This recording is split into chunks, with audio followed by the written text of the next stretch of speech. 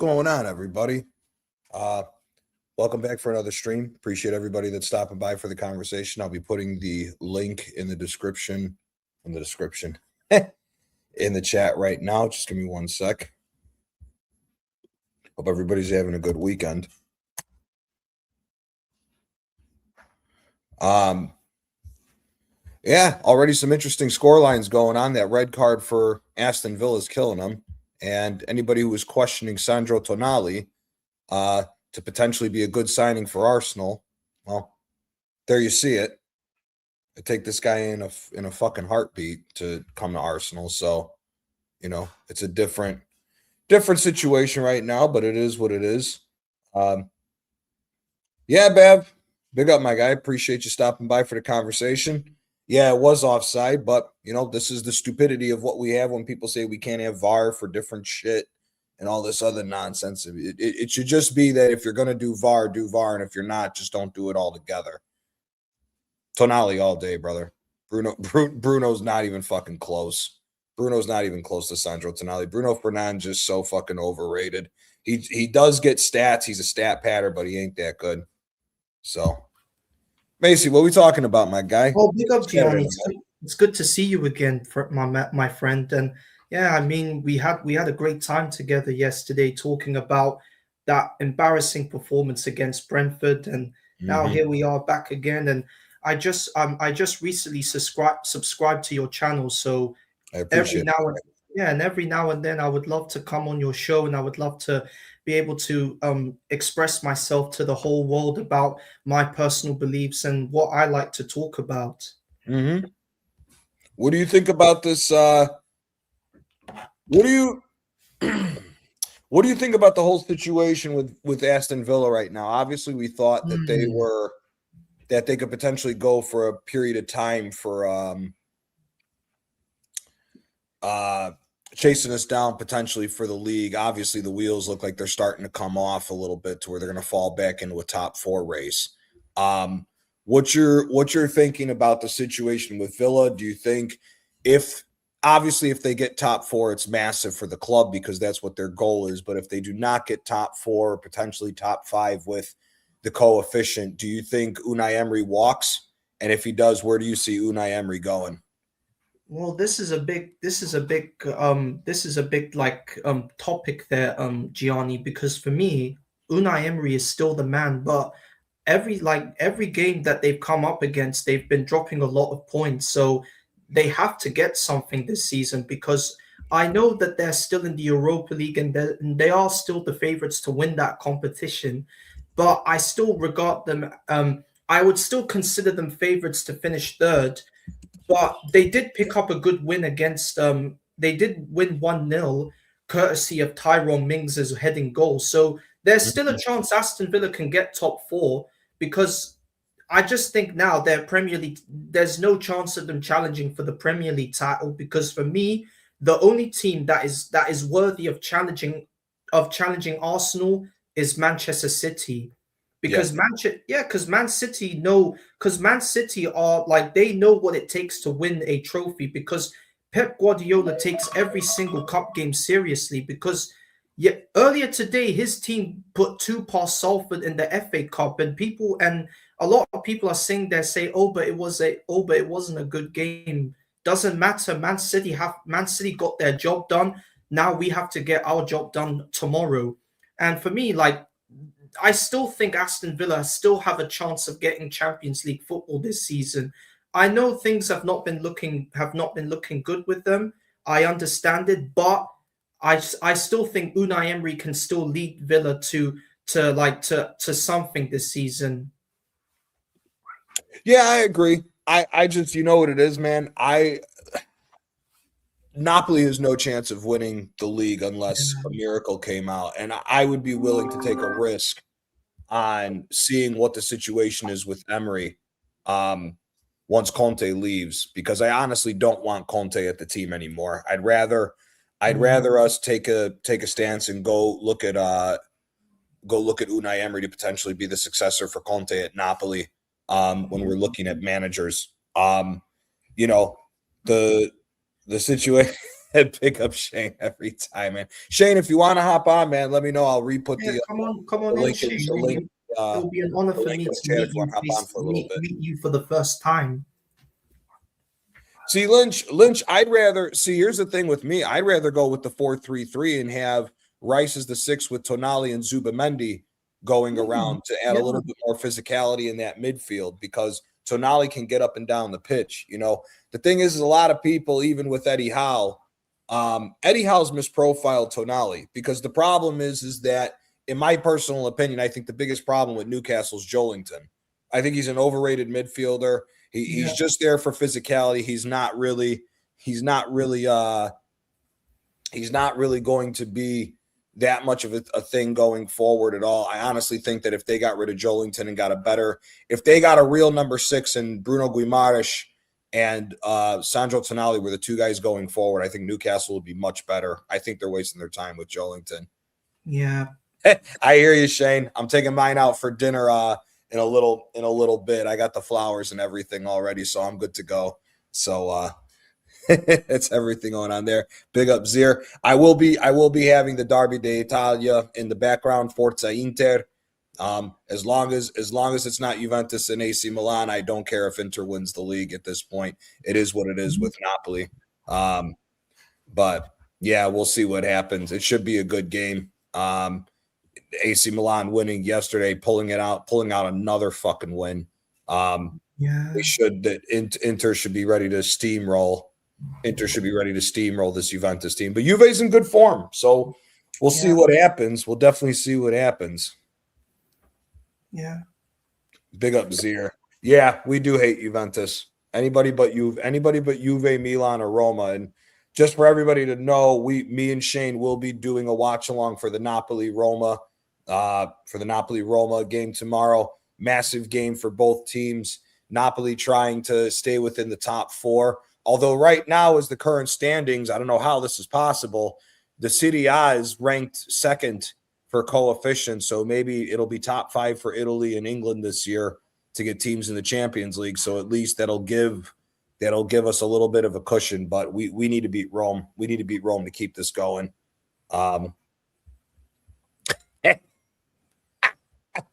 Zier, you don't like Inter because of their Champions League win in 2010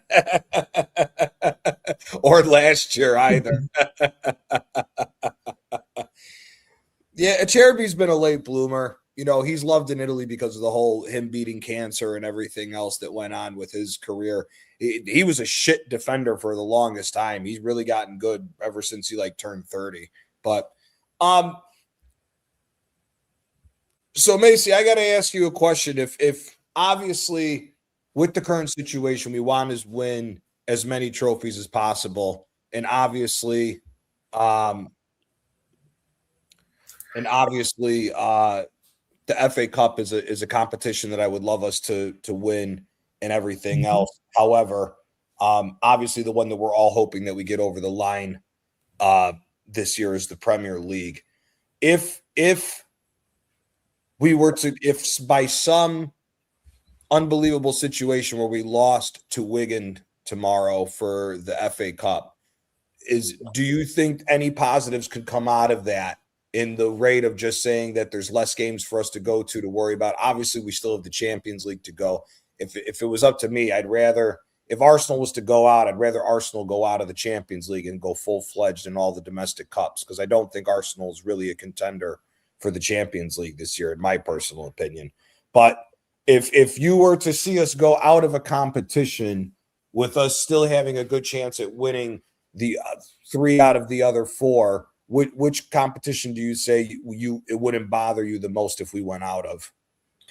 I mean, I wouldn't mind us. It's because the thing is, our aim this season, Gianni, is to win a trophy, because this manager has to win something, because this is his 6th year in charge for us, and he still can't win one trophy despite that FA Cup win in the pandemic year when we weren't able to come into any game due to the COVID.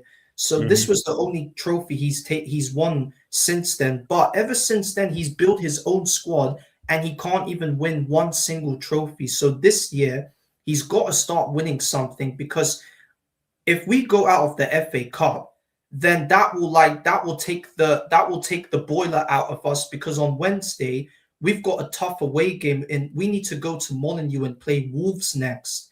And Wolves are starting to pick up a decent good form. They've absolutely come out, like they've absolutely started to look resurgent since they've started to go on this run of wins and draws. And even though they got slapped up by Chelsea, the last time we played them was our ground, and we needed just one own goal to to avoid losing at home to a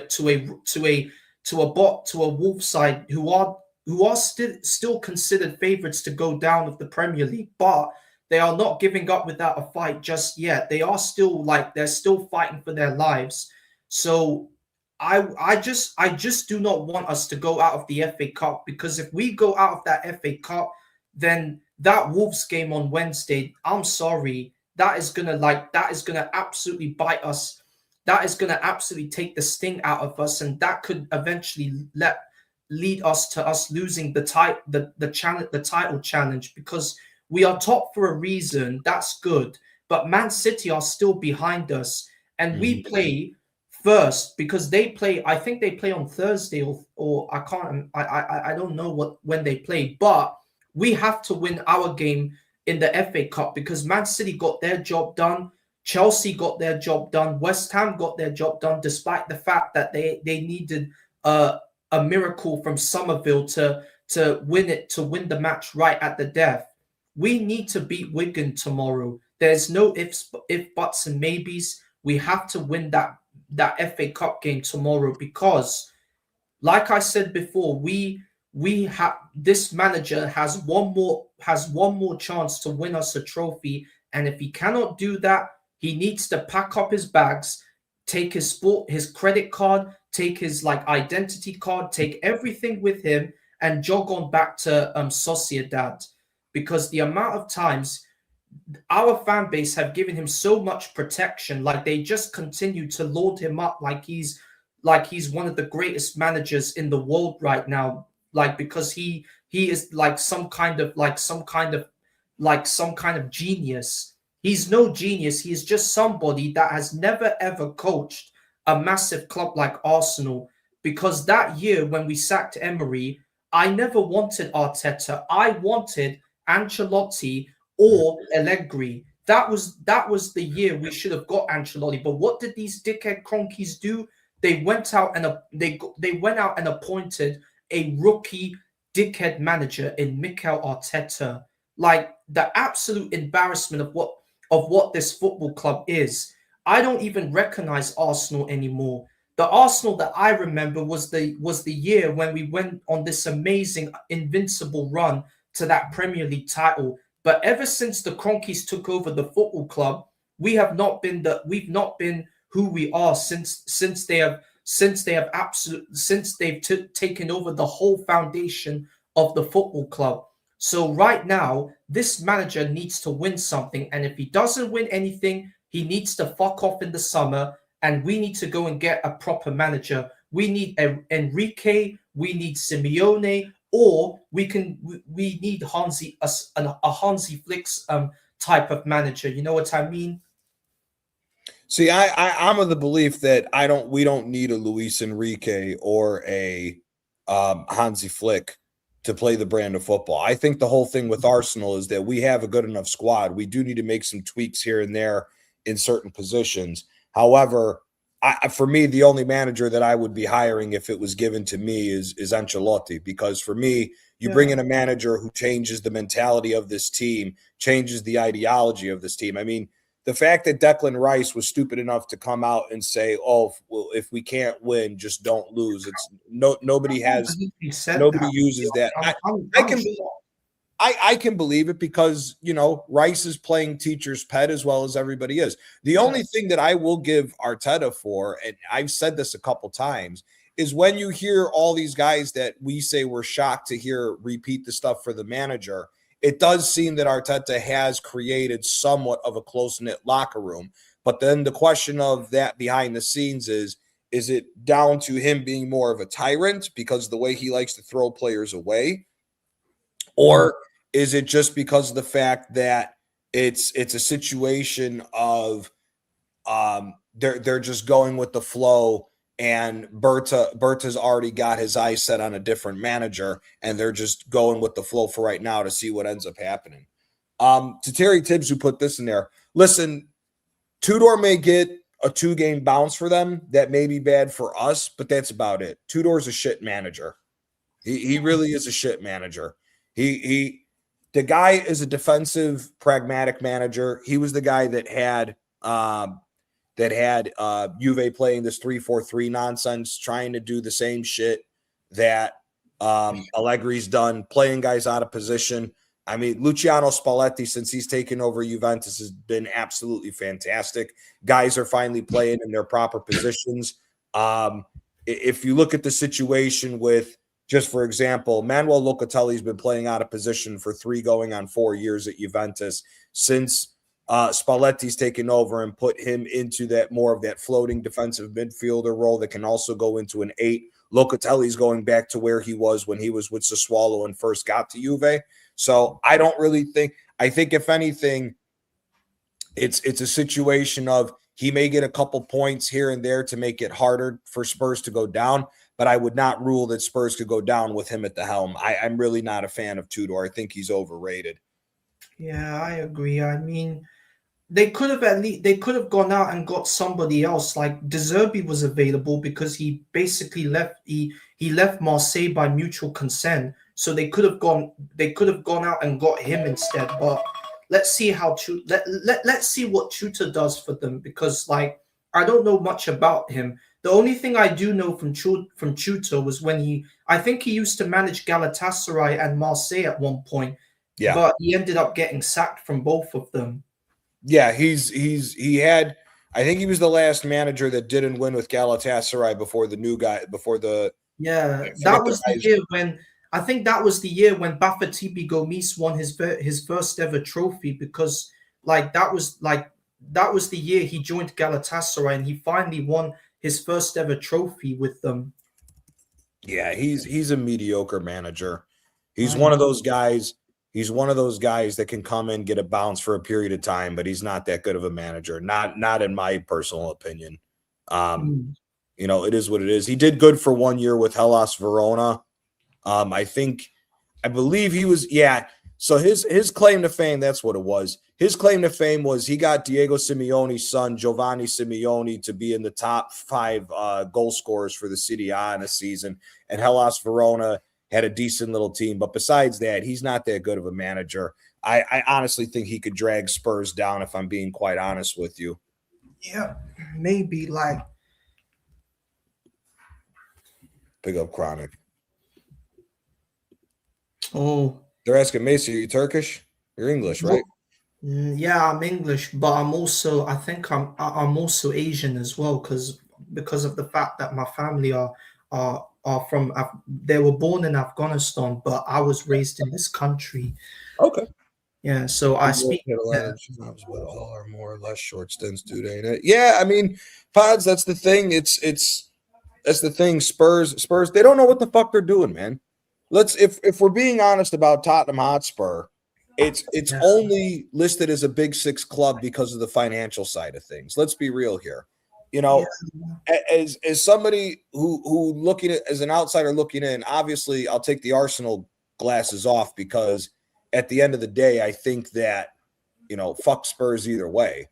But I think Mauricio Pochettino got highly overrated at his time at Spurs, because while everybody was bigging him up that he had him in that one title race at one point, the problem is this guy went and got Giovanni Lo Celso and tried making a guy who had been a number 10 winger / secondary striker and tried to turn him into a number 8. And for some reason, every fucking manager that kept him around at Tottenham made the same mistake, which made no fucking sense, because the guy was a baller at Real Betis and coming off the bench for PSG when he was there. So I never understood that move for that. And then the same thing was said when they got Ndombele, who was more of a number 10 and going forward midfield. Yeah. The fact of the matter is, Mauricio Pochettino is highly overrated. This dumb motherfucker went to go buy 2 number 10s when he already had Dele Alli, who for the 2 years that he had him balling out, Dele Alli was fantastic as a number 10 with Spurs at that point. And I mean, you saw it even with Christian Eriksen when he moved Christian Eriksen to the right wing in order to keep Dele Alli at the number 10. And then you get, Giovanni Lo Celso. How you thought Lo Celso was going to work as a number 8 never made sense to me. And I mean, you look at when he went on loan, he was badass for 18 months with Villarreal, playing as a secondary striker or false 9 for both Emery and for Emery's second season when he went on the semifinal run of the Champions League. So, it is what it is with that. Spurs is just a shit club, man. Ever since they constantly misprofile. They brought in Jose Mourinho for whatever reason. People thought they were scared of Jose going to Spurs. I didn't think Jose meant a damn thing for Spurs, if I'm being quite honest with you. Yeah, he got him to a cup final, but Spurs being Spurs, they lost and they decided to sack him. It is what it is with that. But you can't. I am a firm believer that if you build a cycle of players, you do need to understand what type of football those players can play. Spurs was trying to play more of an offensive game. As soon as they went down that route of Conte and Jose Mourinho, it was minimal time that they were going to get anything going for that. So it is what it is as far as all that. Big up DG2. Big up everybody in the chat. If you guys can give out a nice little like, if you guys haven't subscribed, please subscribe to the channel. Means a lot. It's already meant a lot. I always appreciate everybody coming in, stopping by for the conversation and everything else. Fabregas yet again proved that he's an idiot. Again, Fabregas has done well with what he's been given, but he's been given a lot more than a lot of managers in the Serie A. Again, like I said, I'm more interested to see where Cesc Fabregas is going to be next season when Nico Paz goes back to Real Madrid. He doesn't have him, and potentially if they don't make, I mean, they have a great opportunity to make Europe.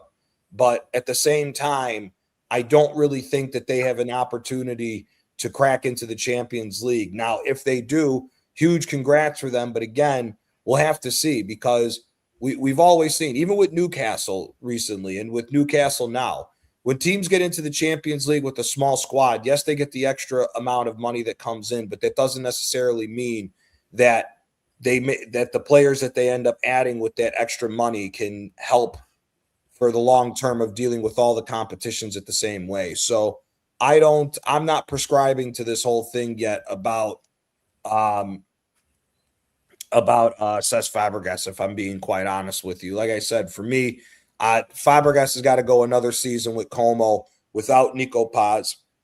And we have to see how the scouting department's going to handle everything for Como before we start talking about Cesc getting to a big club. Like I said, for me right now, Napoli, there's 3 other managers ahead of him, in my opinion. So, yeah. Terry Tibbs, that might get you blocked. No, I'm kidding. Appreciate it. Forza Napoli, Juve merda. But no, man, appreciate you stopping by, man.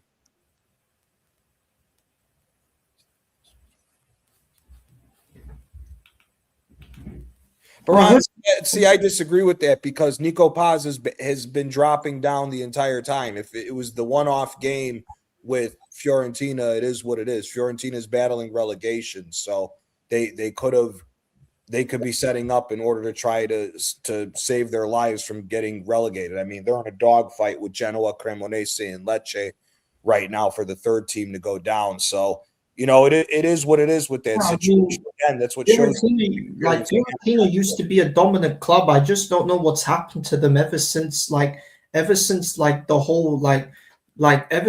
they finished last season. I don't know where they finished, but I think they finished in the top half of the table last season. Yeah, they finished 7th because they're in the Europa Conference League. Yeah, now they finished 7th last year. And fuck Fiorentina. Fiorentina ruined themselves, and you know what? I don't mean to be that disrespectful towards Fiorentina, because the American owners, Rocco Commisso and Joe Barone, the two Italian American owners were trying to do a lot for the club. However, the problem is with them is they fucked over a guy that I thought was a manager on the rise, and obviously he hasn't been good since the situation at Fiorentina. Got the raw end of the stick was Vincenzo Montella. Montella, what a lot of people forget, especially when they talk about Vincenzo Italiano, was they sold off all the best players that Montella had and tried going with a youth movement like how it was originally for Arsenal, and they basically screwed Montella. They said, we're going to sell all your best players. You're not going to get anything. We're going to sign free agents from teams from Serie B, and you're going to do the best, because Fiorentina was trying to go down the route of building their own stadium, because majority of the teams in Italy don't own their own stadium. It's only Juventus, Udine, and Sassuolo that own their own stadiums, and it would have meant a lot more money for Fiorentina.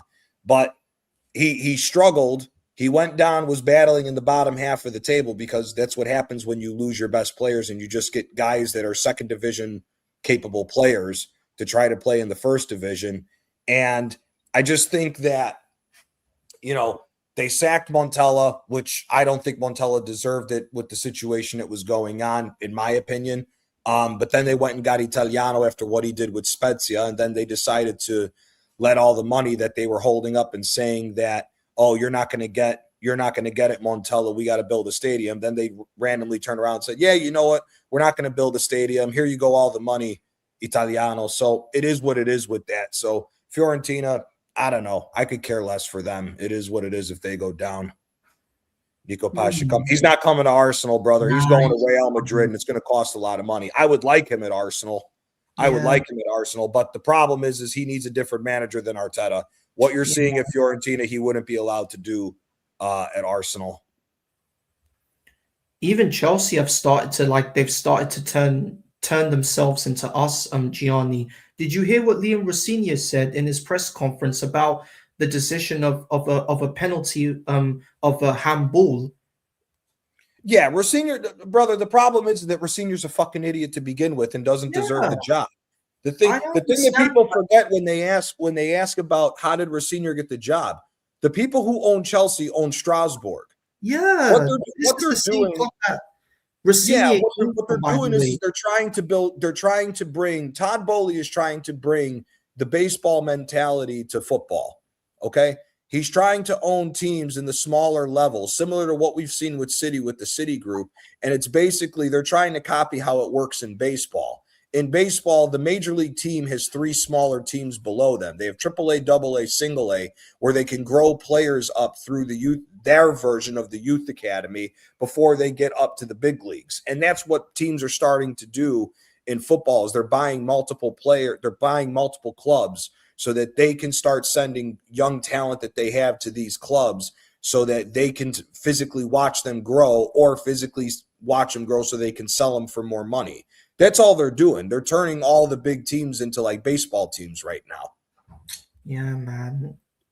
I mean, Chelsea used to be the most dominant football club in the whole of Europe. Lee even mentioned in an emergency meeting, they used to be known as the Blue Real Madrid.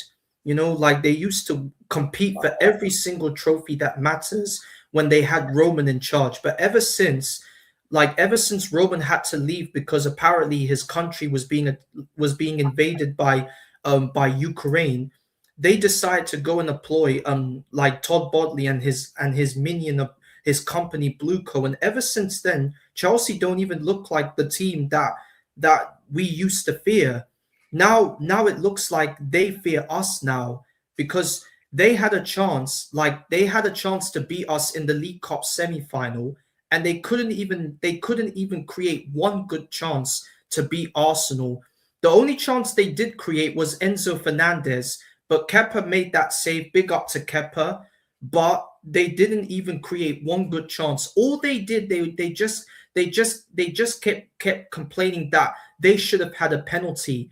All we did, we just kept them out of the match completely. And then in the very last minute of the League Cup semi-final, 29 pops up and scores a late winning goal to send us through to the final in Wembley.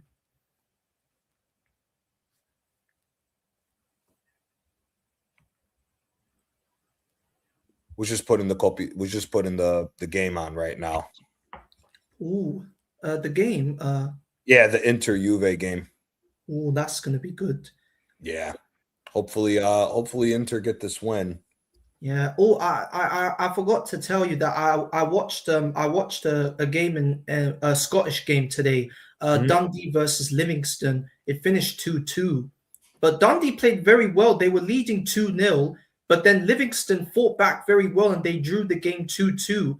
But Dundee were playing so well they could have nearly got a late winner, but Livingston held on for their lives and that finished 2-2. But Livingston still remain bottom of the Premiership table, but Dundee, I think they've moved a little closer up, away out of danger for now. Like Mhm. because St. Mirren lost their game earlier today against Hibs, 2-0, a 2-0 defeat.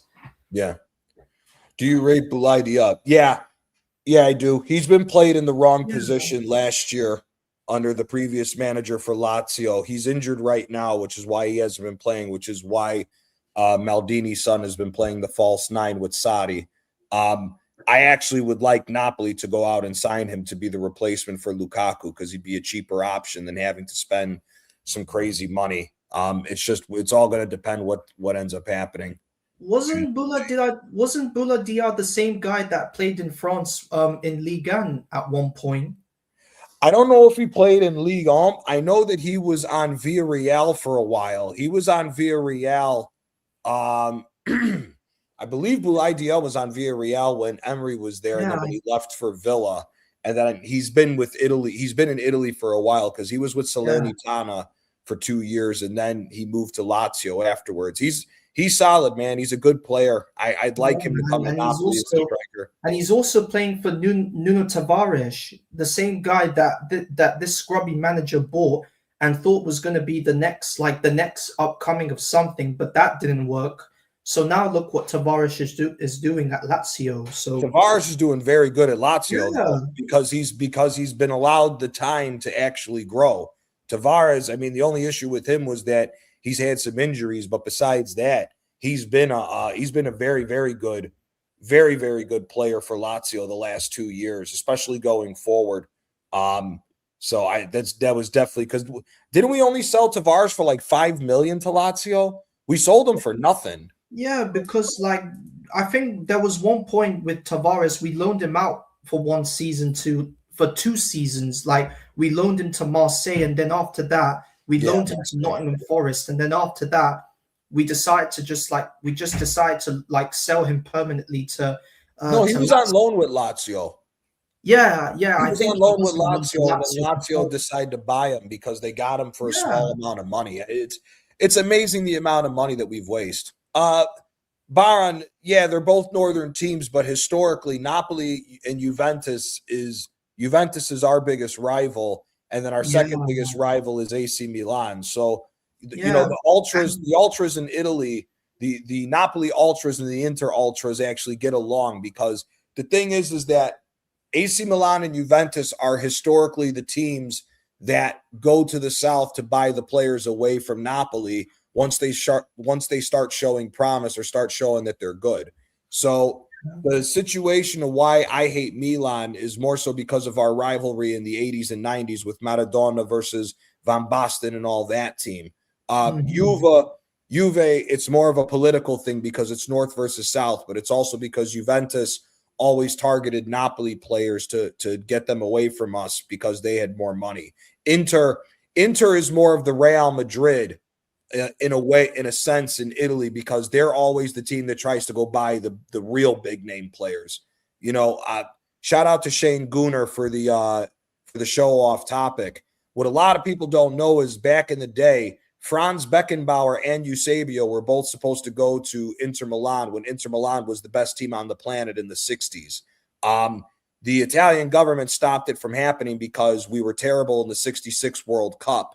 And that was when they started the one international rule because Franz Beckenbauer and Eusebio was supposed to join the team with Gunnar Nordahl, with Sandro Mazzola, Facchetti, Bergnich, all the great players that Inter had. So yeah. Inter's never been the team to really take away Neapolitan players. They go for the big name players from other leagues historically. So I don't have a problem with Inter. If when Napoli was in Serie C, when we got relegated to the third division because of bankruptcy and we had to fight our way back for Serie A, I was rooting for Inter the whole time because I'm never rooting for Rome either because Rome's a big rival too. Big up, Quaja. What's going on, my guy? How's your weekend? Man, how's everyone doing? How's everyone doing? Yeah, big up. Just watching the Inter Juve game, just having a little conversation. Actually, no, I was just watching the Aston Villa Newcastle United game. The referee was so bad. He gave a free kick instead of a penalty. It was clearly inside the box. Yeah, like he handled the ball. It was given as a free kick instead of a penalty. I mean, there was no VAR. Like in England, are just becoming a bit. They're just out of control. You know what I mean? Because they just don't know on how to manage a game properly. Because I don't understand why do all the referees in England get the spotlight? Well, I mean, referees across the board suck, man. They suck in every single league because they keep trying to. The thing is that ever since that they have started making gambling legal across the world, they're causing more and more problems with it coincides with all the problems with refereeing decisions. They're overdoing it on the fucking handball calls. They're overdoing it with the offsides. It's just absolute. The only thing that I would say that's better in Italy is we have that automatic offsides rule. The Premier League, I remember for a while, the offsides was being looked at by somebody else. They didn't have the automatic offside machine that they had, which was absolutely stupid. Because remember, that's what cost Liverpool that game against Spurs when they said Liverpool was offsides because England was taking forever to get that automatic. So altogether, refereeing is just shit nowadays. Yeah. Judge Mo's an Inter Milan fan, but I don't know the guy that well. But from what I've heard, him talk, he doesn't know his Inter Milan history like that. So he might be a recent fan. I forgot what it was about, what show he was on. I forgot what show he was on, but he was talking about the period after Inter won the treble before Conte came, and he made it seem like Inter didn't spend any money and they were broke. Inter still spent over $100 million. The problem was Inter bought Freddie Guarin. They had Jan and Villa for a season when we were supposed to get Jan and Villa. Inter Milan was still spending money. It just wasn't at the same level because of how bad FFP and the Italian economy crippled Italian football in the Serie A. Everybody tries to blame the Calciopoli scandal, but game fixing scandals have happened in Italy for constant years. If you guys want, go look at the game fixing scandal in 1980 that stopped Paolo Rossi for playing for a year and a half. So it's not the game fixing scandal really had nothing to do with with the Serie A falling apart. It was more so because of FFP and that the ownerships couldn't spend millions of dollars and just figure out a way to finance it through banks like they used to. They got rid of all that. So yeah, big up footy bands. Appreciate you stopping by. Yep. And DG, there's no VAR. They make up this bullshit saying they don't have room on the sideline or all this other bullshit, brother. It's all a fix. It's all a fix with that shit. Either you have VAR or you don't. You either have VAR for the entire competition or you don't. You shouldn't say, "Oh, we're not gonna have VAR for the first set, and then we're gonna bring it in for the semifinal." It's all bullshit. The VAR is going to start from the next round, from the 5th round to the final. That's how it works with the VAR. Yeah, there you go. That makes no fucking sense because if somebody gets fucked out of the competition, there's no reason to even have it then at that point. Just let everybody have a chance at getting fucked. It's the Carabao Cup as well, because the Carabao Cup VAR is now used from the semi-final to the final, not in the quarterfinal, not in the round of 16, and that's just a problem, really. Now Baran is saying the refs in La Liga is worse. They have main character syndrome. Last season, one ref sent Jude off for saying, "Fuck off." That ref has a statue of Messi in his house.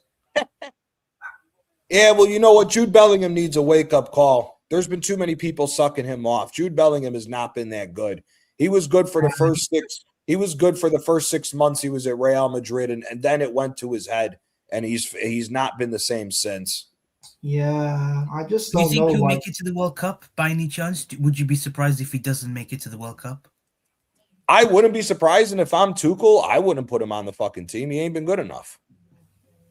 He ain't been good enough. Yeah, the thing with me is this: nobody gets an automatic. This is the problem that the Italian national team has had.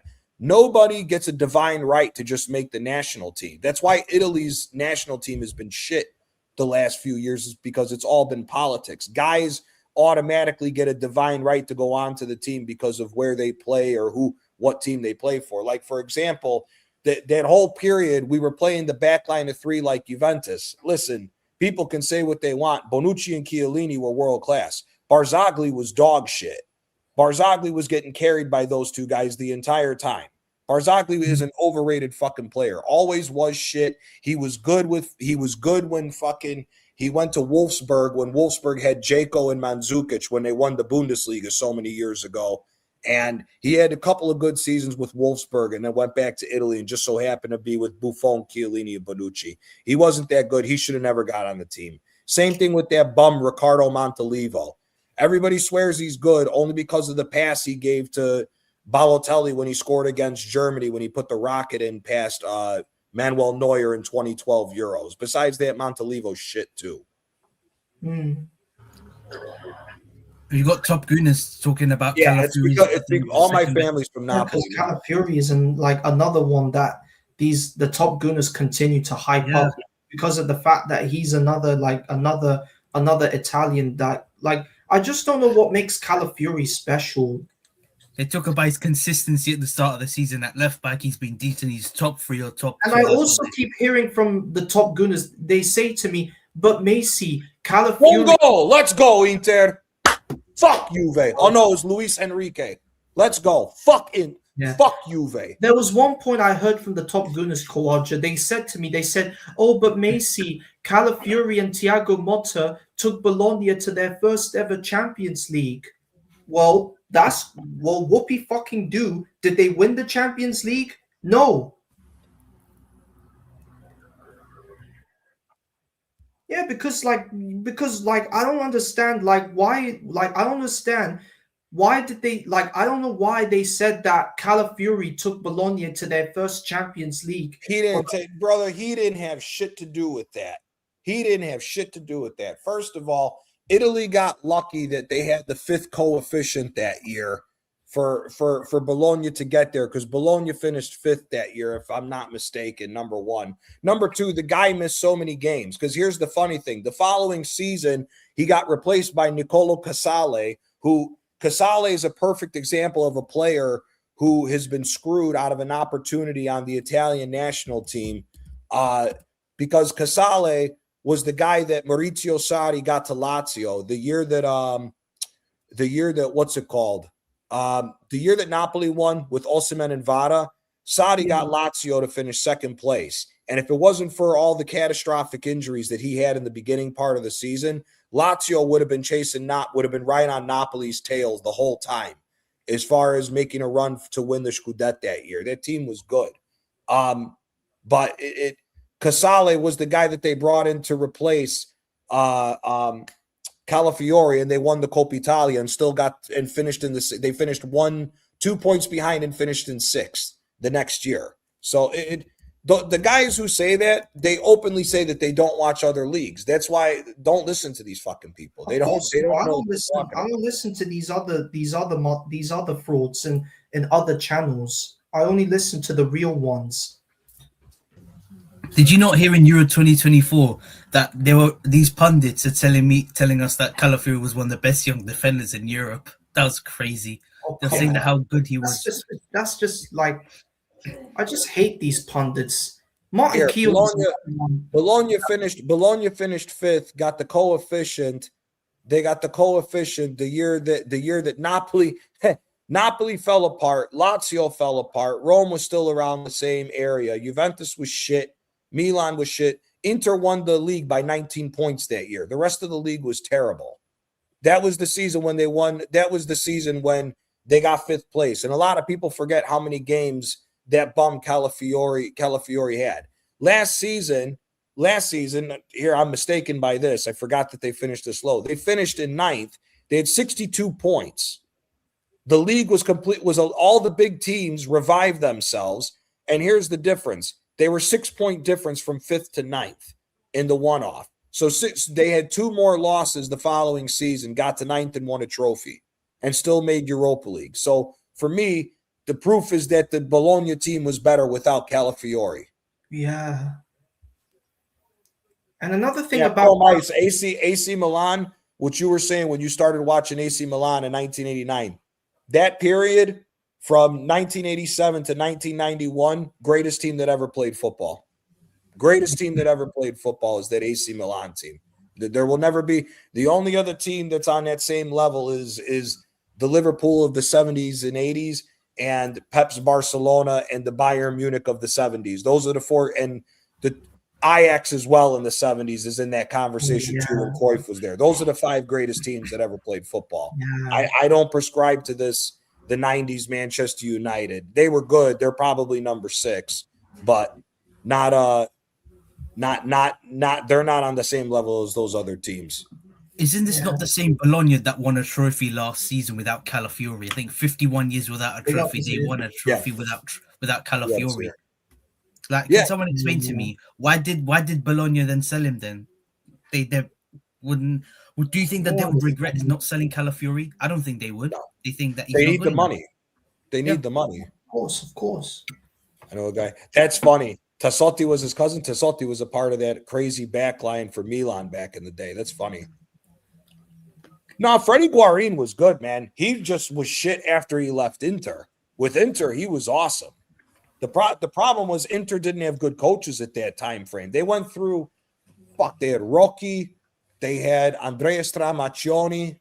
Stramaccioni was the one that really fucked it up because they had a good front line the year that he was the manager, and he somehow dragged them to 9th. But Guarin was good with Inter. He was shit when he left. He had that dude Guarin. I don't know if you guys ever seen it. The guy could hit a ball from 30 yards out and the goalie wouldn't be able to move. He had crazy power. You remember, do you remember the volley shot that Podolski scored for Arsenal when I think it was Giroud that gave him the flick in the Champions League against Montpellier? I think it was the first year we got Podolski, like 2012, 2013. Yeah, I think I remember that year where I think we bought Podolski from Cologne in Germany. Yeah. So the goal, all those, like, picture Podolski's power shot, but a right-footed guy. Guarin would take those shots from like 30 yards out and would be on target all the fucking time. When he was with Inter, he was good. It was just he went to shit after he left Inter. Yeah. I remember Felipe Melo. Do you guys remember him? He was do you remember his celebration when he scored a goal? He was doing this kind of like crawling on the floor. Like Felipe Melo was a nutcase. Felipe Melo was a nut. He was good in Turkey. He wasn't that good in Italy. Yeah, his celebration was a bit too much. Yeah. You didn't need him for creativity, though, Wahaha. That's the thing. You didn't need Guarin for creativity. That's why I'm saying the coaches in between Inter, if you look, Rafa Benitez was shit at Inter. Then they put I think it's Tommaso Rocchi or Stefano Rocchi was the next guy. Rocchi was shit. Stramaccioni was shit. They then got Pioli. He was shit. Every manager that they had in between Rafa Benitez before Roberto Mancini came back was shit. When Mancini came back, Mancini was the one that promoted Kovacic because Inter got Kovacic at 16. It was Kovacic, Guarin, and Yanin Villa in the midfield. And when Guarin wasn't the guy, when he was there to just be an extra enforcer and go box to box for just being an enforcer and shooting, he was very good. When he was the central creator, he's not a creative player like that, but that's not his job. Mm. Bundesliga in the 70s in general was insane because not only you had Bayern, the Gladbach team of the 70s was insane too. They won 3. Even Hamburg had one of the great players too, like Bruno Labbadia. I remember his goal, the goal that he scored was sick. Like, yeah.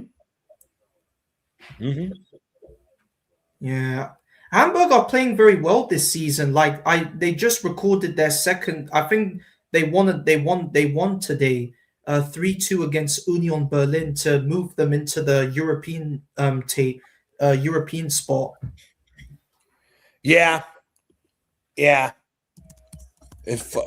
Don't they have both Fabio Vieira and Sambi Lokonga? Yeah, Fabio Vieira started today, but I think Sambi Lokonga was injured in the lineup. So Vieira was in the squad, but he was playing. He was superb today. Like he was making a lot of runs, and he provided one of the goals.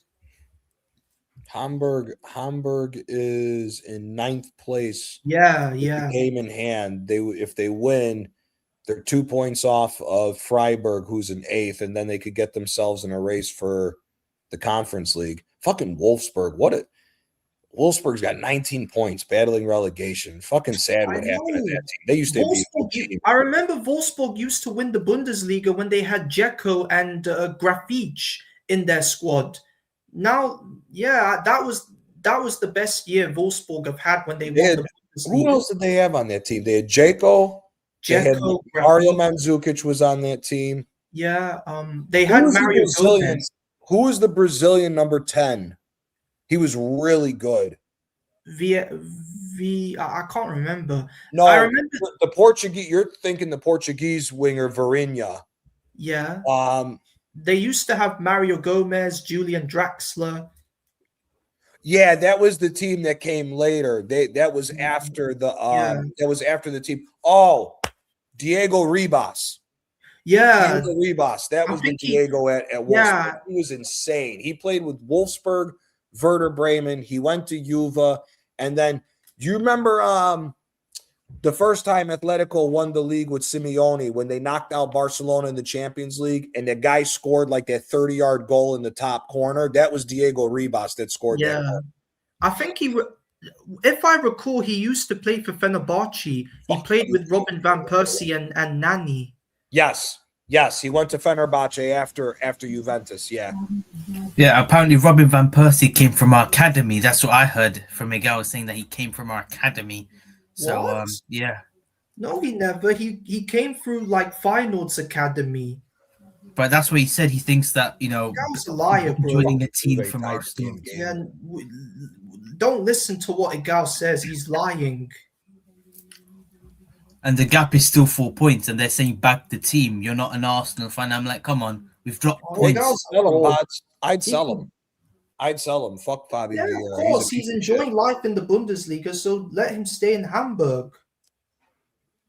Yeah, I mean, I don't know Igal personally. I've never met him on stream, so I can't talk about him as a person or anything else. The only thing I don't like about Igal, along with other guys, is if you're going to make a statement, at least when you have one of these now. When you have one of these, when you're 10 seconds away from finding factual information, just go through your phone and make sure you're speaking facts before you just start talking bullshit. Yeah, because that's the only issue I have with Miguel. Learn the history of Arsenal, learn the history of other of clubs in the 90s and all these other years. I don't know why he keeps talking about the current year. Yeah, well, the problem is that because Arsenal's got such a large fan base, and it comes off that Arsenal is the largest fan base online, which is the reason why. Come on, ooh, DeMarco just wide. Yeah, close. It comes off that a lot of people hop on the Arsenal bandwagon without even actually knowing anything about the club, because the club is such a massive fan base online. Especially for content, and that's the reason why so many people jump to it. It's a lot of people who I think are not really Arsenal fans. They're saying they're Arsenal fans just to get paid. Oh, I received more breaking news. Burnley have gone out of the FA Cup to Mansfield Town, and I think I think Mansfield become the first side to knock out a top tier side in the FA Cup since 1939 against West Ham. Yeah. So Yeah. here's an interesting thing, right? So we've been talking about the top of the table and the race and everything else. What do you guys think about the bottom half of the table, and particularly the relegation battle? Because I honestly think I'm not too sure if I think West Ham may just make it. I don't know. I don't know if Forest goes down. But here's what I'll put to you guys. If West Ham is one of the teams that go down, and normally you see it, the teams that go down end up having a fire sale because of the loss of money and everything else. If you were to look at West Ham's roster, their squad that they have, is there anybody in particular on that squad that you guys would think, you know what, for a cheap option, he wouldn't be a bad signing for Arsenal? Or would you just leave? Would you leave those guys alone? Because there's about 2 guys on that team, 2 to 3 guys I think that Arsenal should potentially look into to maybe bring for cheaper options if West Ham was to go down. What do you guys think? It's a tough decision. Like, I don't know, quite frankly, who we should get from West Ham. I like that Somerville. I'll be honest with you. I like that Somerville on the wing. Signing. I think Jared Bowen would be a good option. Jared Bowen's a good player. I would take him at Arsenal as well. Yeah, Bowen too. The thing with Bowen for me is I think what West Ham will end up doing is West Ham will end up still trying to charge a decent penny for Bowen because they're going to have to put players together to be in the second division. I do like Somerville. I do like Bowen. I'll be honest with you, for a backup striker role, especially because we have no idea what the fuck's going on, and I would love to get rid of what's it called? Havertz. I would take that Tati Castellanos. He was good in Italy. I just don't think he's getting the service he needs like what he was getting and everything else. Pro, I hear it as far as world-class players, but the problem is that as long as this manager's here, it's not going to matter who you get. Unless Arteta gets sacked, it is what it is. And the other thing is they're already talking about trying to be cheap with Atletico and trying to get the price down for Julian Alvarez. Julian Alvarez is not going to go for less than 100 million, and nobody's going to take Gabriel Martinelli for 40 million to get it down to 60. So if they're already talking about trying to get shit cheap, that means that we're going to be dealing with PSR problems. We don't sell well. We've spent a shit ton of money. We don't sell well. We may have to make decisions to where we have to get players that are good players that are not going to cost that much money if we're going to have a PSR issue again. Just not bad. That's the left back you're talking about. Wow, he's not bad. For me, I'm looking at the 3 attackers. I like Bowen the best. I do like Somerville. Somerville even more. I mean, I'll be honest with you. If Saka doesn't come back, if Saka doesn't show any sign that he's coming back, I would take Bowen to replace Saka, to be quite honest with you. What do you guys think about that? I mean, Somerville could be a good option. Like, if West Ham do go down, then that would be a good plan for us to bring Somerville into Arsenal. Yeah, I would take Bowen as well. I think with Saka, he's just not being consistent. Too many injuries has affected him.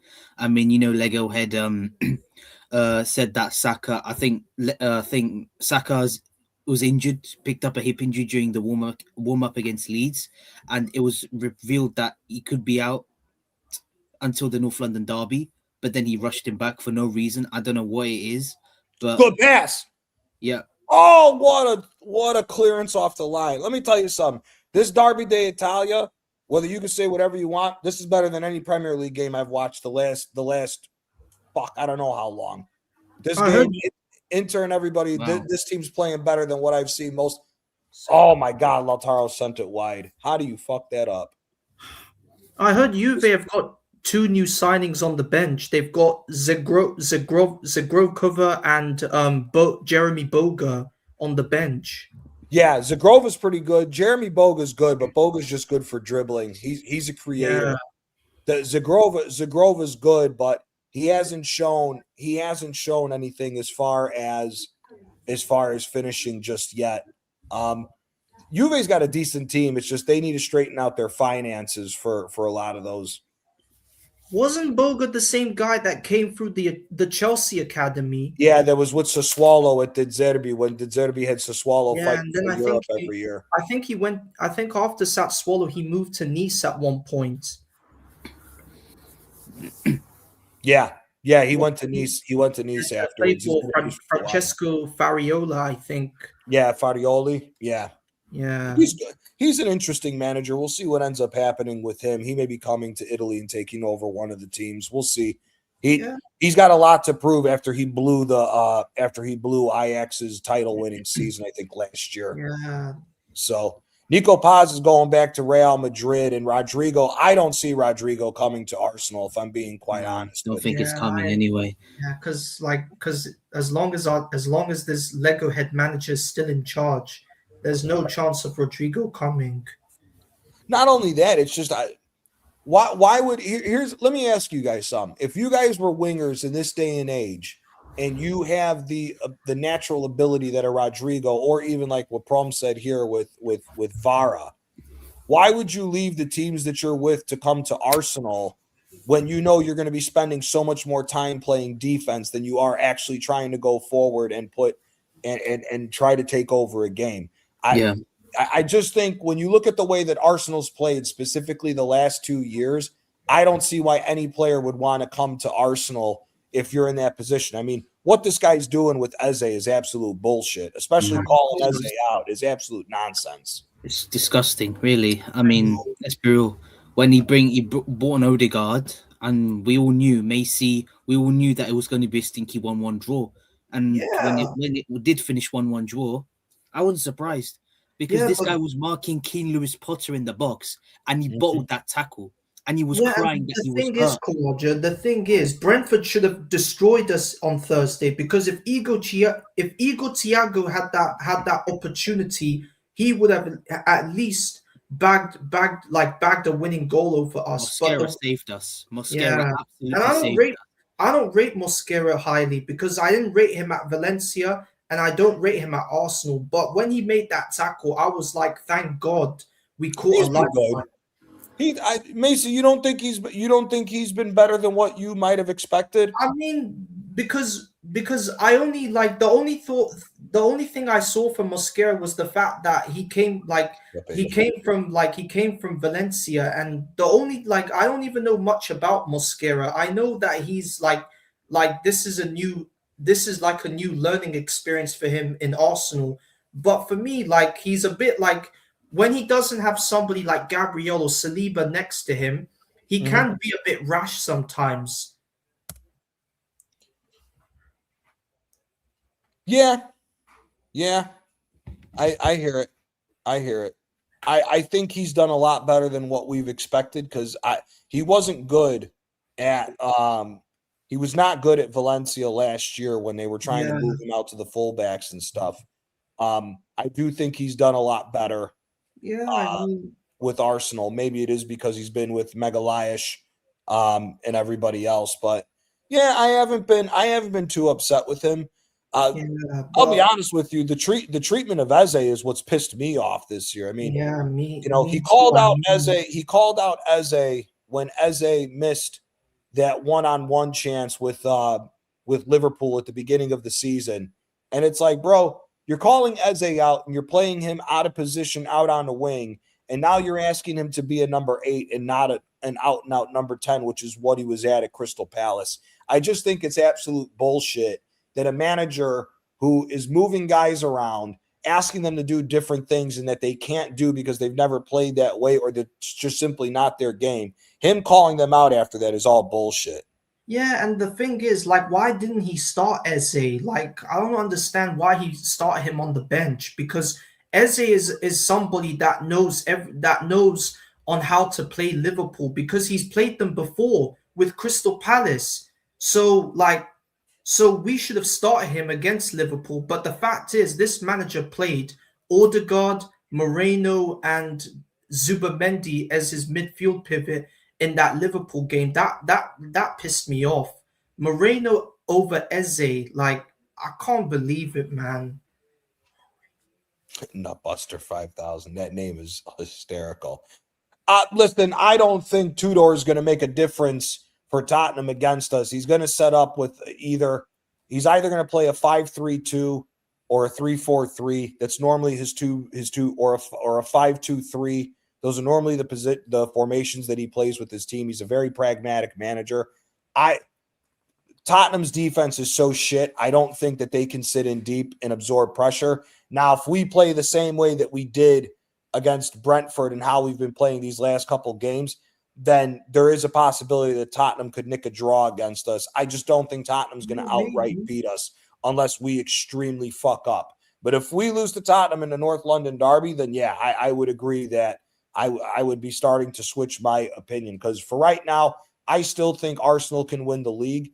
I just think that City has shown way too much that they're not going to be this consistent side as they have been in the past, particularly because Gundogan, KDB, and other guys are not there. But we'll see, man. We'll definitely see. But if we lose to Tottenham, yeah, it's about to be a roller coaster till the end of the season. Yeah, but Man City did put a good performance against Fulham, and they walloped them 3-0. Yeah, but Fulham shit. Yeah, like, no disrespect to Fulham, but Man City should be. Marco Silva's done a good job with that team because he's been able to get players off of other teams that I don't even know how they ended up at Fulham, to be quite honest with you. Like Crystal Palace, you want to talk about a mistake, in my opinion. I don't think Crystal Palace should have ever sold that Joachim Anderson. I think he's a solid center back. Anderson, for me, I don't think should have got. Please tell me he's getting a red card. Please tell me shut the fuck up, Locatelli. Get the fuck out of here. Fuck Juventus. Kalulu got a red. What is it, a red? Is it? Well, that's not a red.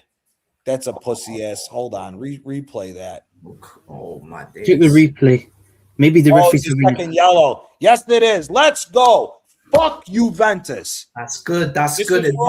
Every single time they get a call like that against them, it's for all the years that you motherfuckers robbed City out. Go fuck yourself. You useless pieces of fucking shit. Fuck Juve. I hope Inter wins this fucking game 5-1. Fuck Juve. Of course. What do you think of the ref cam? What do you guys think of the new ref cam that they? I like it. I like it as well. But you know what's funny is the ref cam is similar to what they do in America for NFL games. See, in America, they put high wires across the stadium to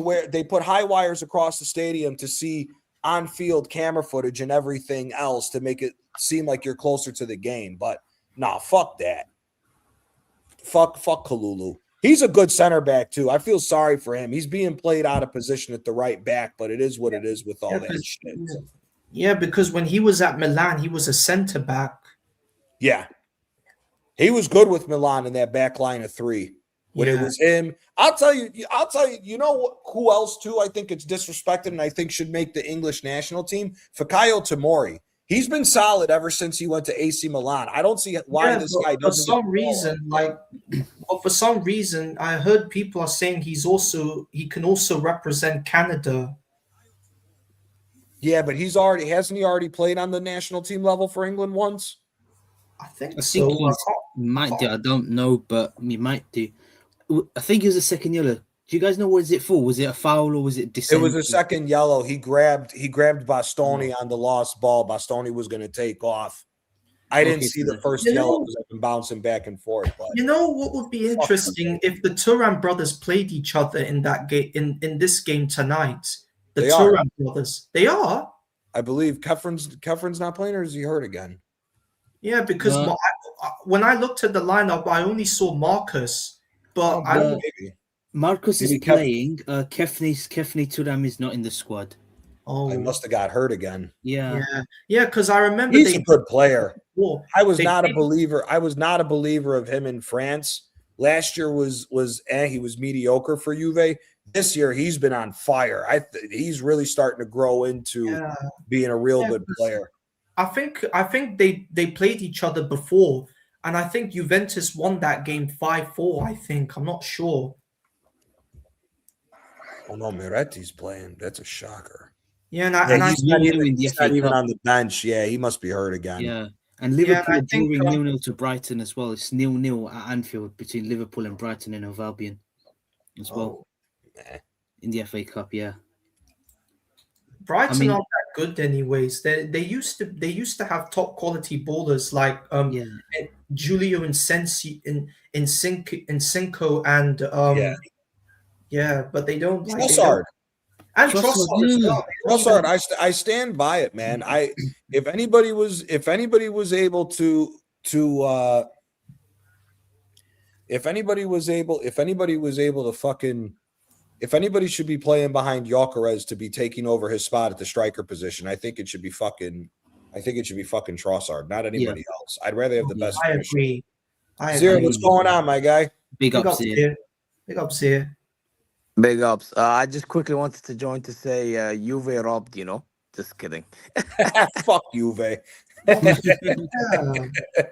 Juve are not the same To anyway. be honest, I haven't watched the game. I just saw the red card and said, screw it. Let me just troll a bit. But you know what it is? Yeah, I don't even hate Inter like that fully, but it's like them Champions League times against us. I hate it. Right? I hate what's that player's name, bro?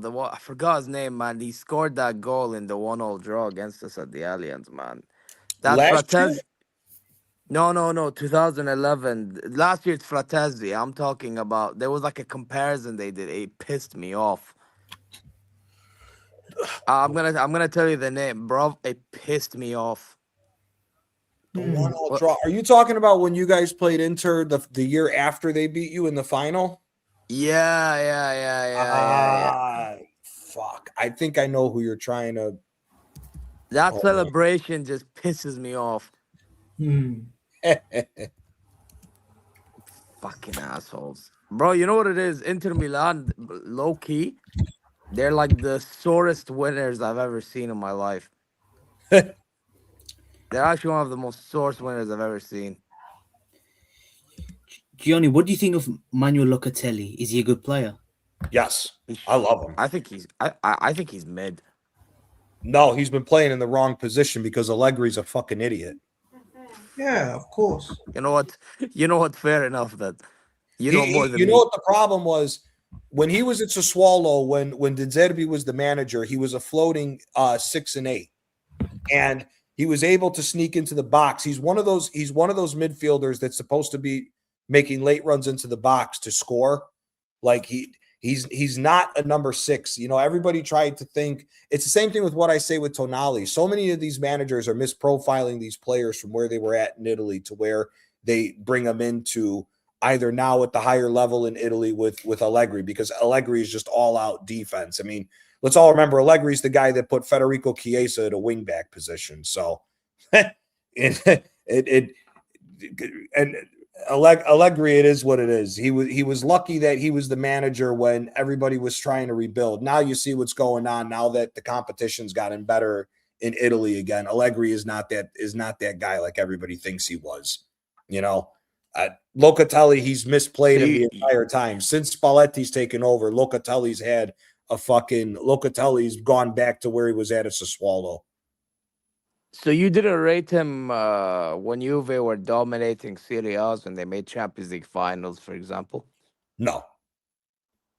I rated him. That's crazy. I stopped rating Allegri after the second Champions League final loss when they lost to Real Madrid. Yeah, that was embarrassing. I can't lie. That was Madrid just classed them. Because the thing was this, man.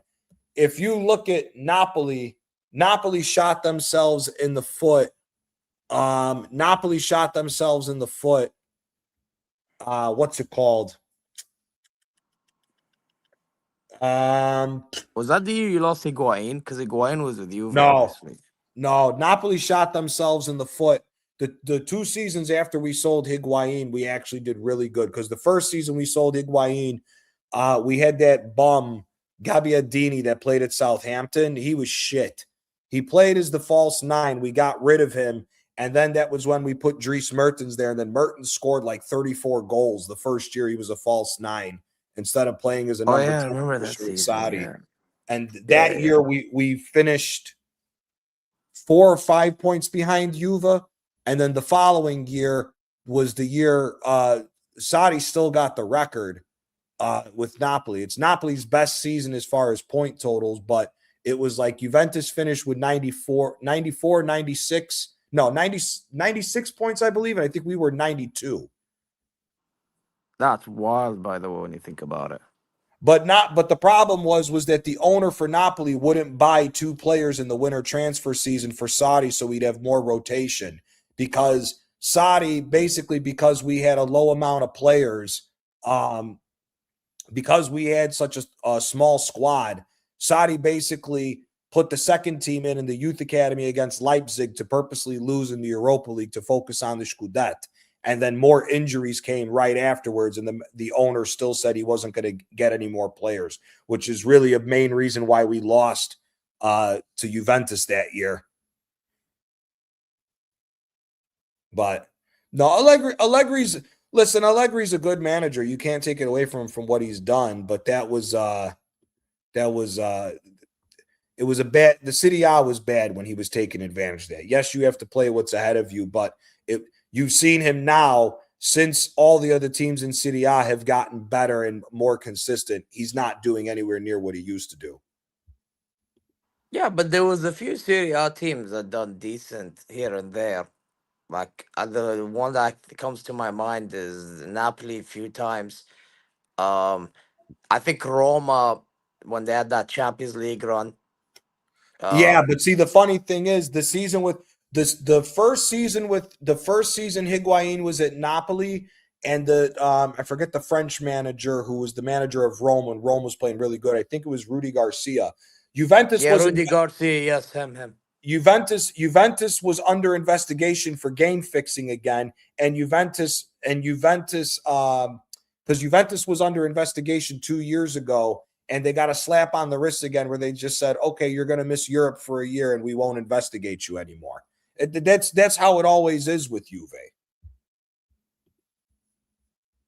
That's mad, bro. I can't lie. Bro. Yeah, it's bullshit. Brother, imagine having the best team in Italy and you still have to fix games.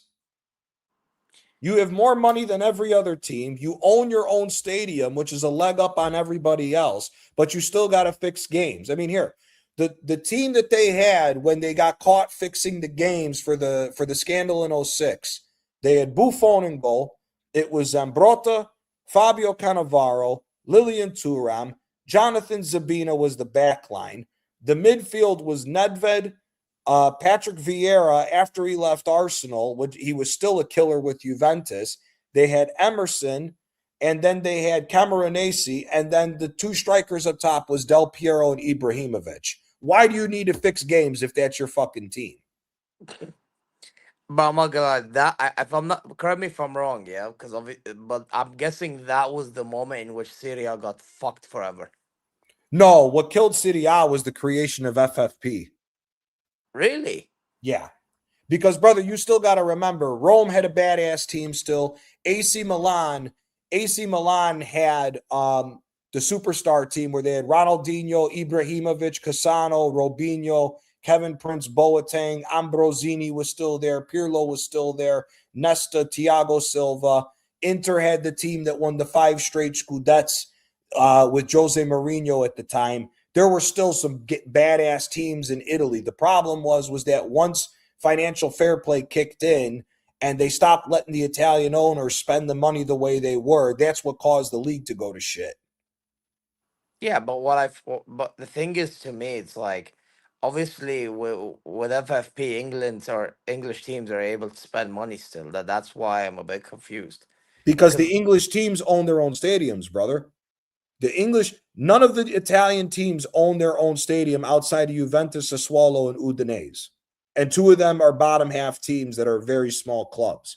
Oh, yeah, and you all share, yeah. We have to, all the other teams pay rent to the stadium and to the cities that they play in. And the cities get a certain amount of their merchandising. So you don't get the maximum amount of money that the other teams do. So when Italy as a whole, as a country, had a terrible financial crisis, they had one of the worst when the financial system in Europe crashed in 04. Italy's was one of the worst. On top of it, you take away the ability to spend money from the owners like they used to.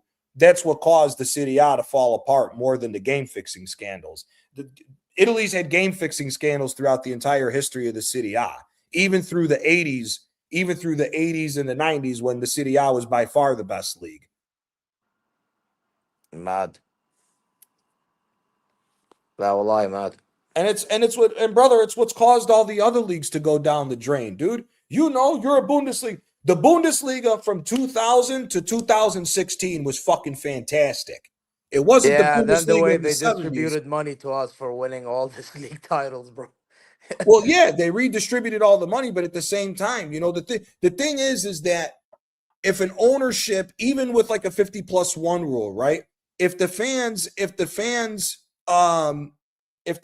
were even with the fans having ownership, of the team, if all the different individual owners could go to banks or financial systems to be able to get loans for the team, to be able to build and try to build cycles for the teams, and it was on you to then take the money that you win with your club to pay off your loan, or if you're a business owner, to pay off the loan that you have, all the teams and all the leagues would be more successful because they could hold on to talent that they had and still go out and buy more talent. The problem is everybody's based off of how much revenue they bring in. Not all these other teams have the revenue that the big teams have, which is why they get killed with the financial side. I mean, the thing is with Germany, DFL distribute, and Oliver Kahn said this. DFL, they distribute Bayern like more money than all the other clubs, and Dortmund included in that list of all the other clubs. So that's why a lot of the time they get players for cheap, develop them, and then sell them for big profit. You know what I'm saying? Just real quick, Zier, just real quick. RSV, Serie A was still better than the Premier League from 2001 to 2004 and from 2004 to 2009. Sorry. That's English bias kicking in. The Premier League didn't become the best league till about 2014. Because that was when there was enough time to derail all the other leagues for money.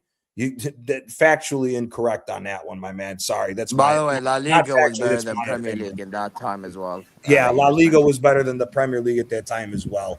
You still had that badass Valencia team around as well, to where there was a lot more competition in La Liga. Sevilla was winning Europa Leagues at the time, and yeah. And if you go player for player again, a lot of people forget how good the fucking Bundesliga was. Dortmund won back-to-back Bundesliga titles with Jurgen Klopp. Oh yeah, they did. Back to back. There was Wolfsburg when there was Jacko and brother. Hold on one sec, brother. What teams do against one another in Europe does not mean a fucking thing about the league. If you go team for team and player for player for the squads of what was there were more better players in Italy still at the time than there was in England. It doesn't matter, because the same thing could be said for the 90s. The same thing could be said for the 90s. English teams, when they were able to play, were able to get over on Italian teams. They just couldn't beat Milan. That's factually incorrect, my friend. I'm sorry. There were better players still in Italy than there was in the Premier League. Gianni, what did you think of Jorginho at Napoli? I know he joined Napoli. Sorry, he joined Chelsea from Napoli. But what did you think of Jorginho during his time at Napoli? He was okay. He was nothing special. It was nothing special. I mean, I think the reason why he worked at Napoli was because of the way that we played with Sarri. The way that we played with Sarri was why he worked. Nobody was able to play the same way with him as it was with Chelsea. You know, one, I don't think Sarri got the opportunity he should have at Chelsea, because Chelsea at that point had so much player power that the players, I mean, that whole time frame from after Carlo Ancelotti left, from Roberto Di Matteo onwards, if the players didn't like the manager, they just would give up, force the manager out. A new manager would come in, and then Chelsea would turn around and say, okay, well, you know what? We're just going to go and try to win a quick trophy here to save face with the fans. And then and then just go on from there. Jorginho for me,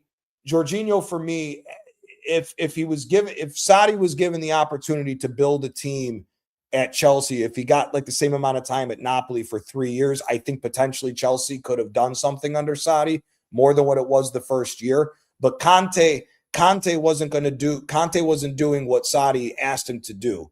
You know, if you go back and watch how Napoli played, Alan and Jorginho tried to do the same thing that Gattuso and Pirlo did. Gattuso, if you look at the way Milan would line up, Pirlo would be the holding 6, and you had Gattuso as the 8, but Gattuso would tuck in and become the 6 to allow Pirlo to go forward. And Jorginho was never a guy that was going to go forward like Pirlo. And that's where I think a lot of, like, both Arsenal and Chelsea fucked up in trying to think that, oh, we're going to get a Pirlo-esque. Jorginho was never that guy. So he was an okay player, but that was it. Do you stand by Gattuso overrated? Do you still think that Gattuso is massively overrated? Do you think Gattuso's dog shit? He's just good for running. He's just good for running around like a madman. That's all he's good for.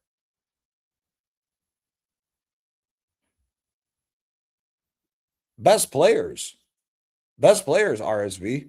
Best players. Performance and use again. Performance has nothing to do with anything. Juventus won one Champions League in the 90s. All the other Champions Leagues that came out of Italy was just Milan. Inter didn't win any. Inter didn't win the Champions League till 2010. So you can't sit here and tell me that the Champions League is the decider, because if the Champions League the decider, then La Liga is still better than the Premier League because they got more Champions Leagues and have won more recently. You're running a contradiction here. It's overall quality of player across the league. The Premier League, because they have the most money, have the better total quality of players. Now, the football that they're all playing is bullshit.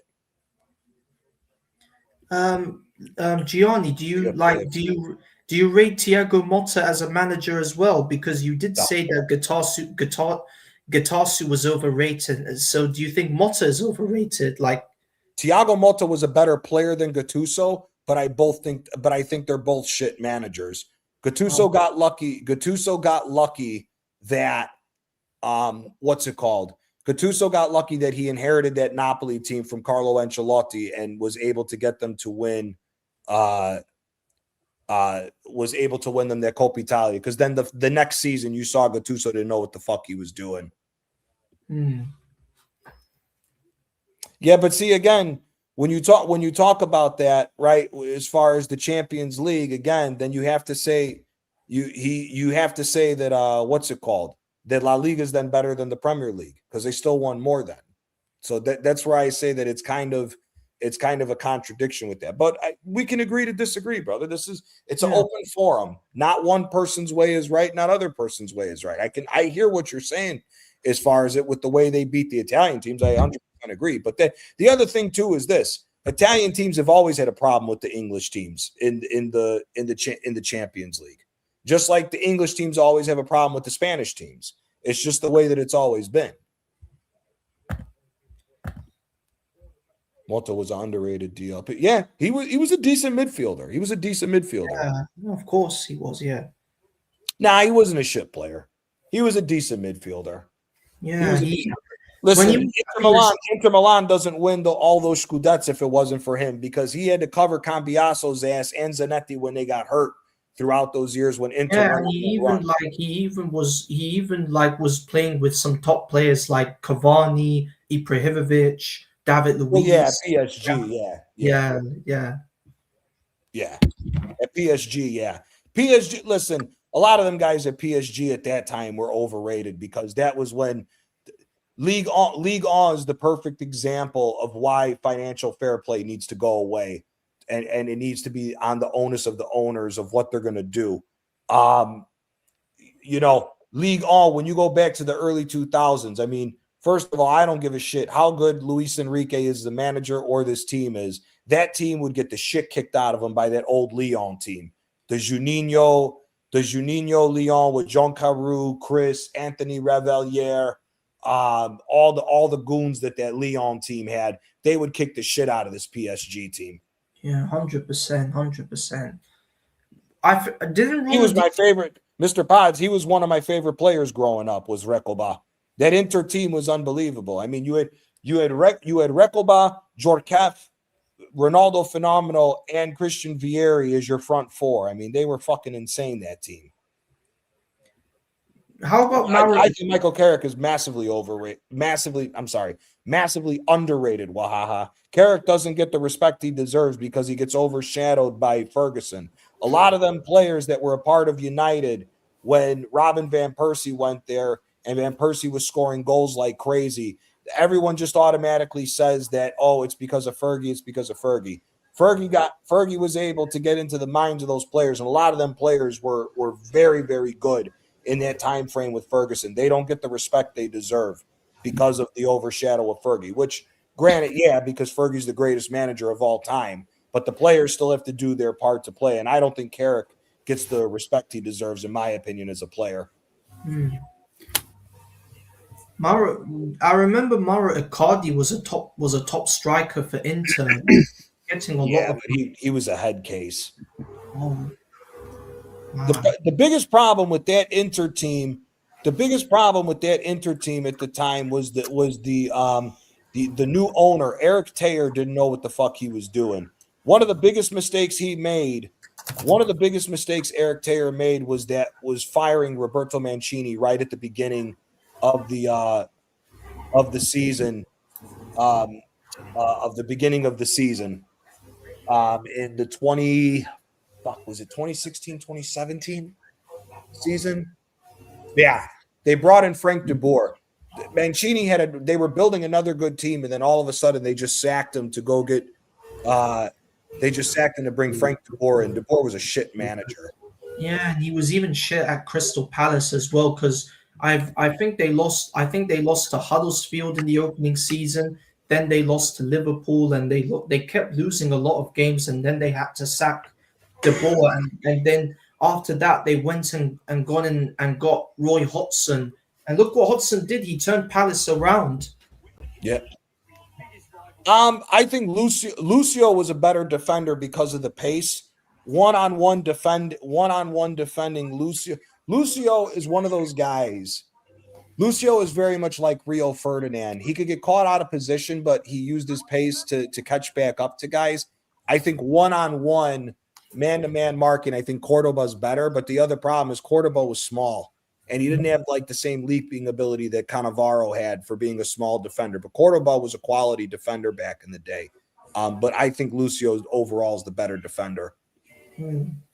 Bastoni comes off for Augusto. Yeah, he was on the yellow card. I think he must have subbed him off at halftime for that, maybe. So, Gianni, what do you think of Christian of Chivu so far? Like, do you think he's been doing a good job as Inter manager?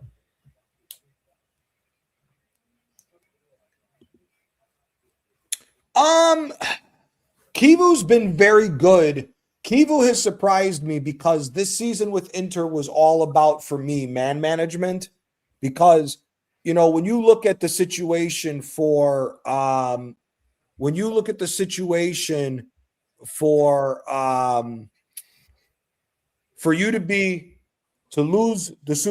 lose the Coppa Italia and for you to lose the Scudetto the way that they did, and for you to get blown out in the Champions League final the way that they did, you were gonna need a manager to come in and basically get into the heads of the players in order to get the best out of them. So for me, I think Kivu was more of a situation where he was going to have to be a decent man manager, and right now he's been doing absolutely fantastic.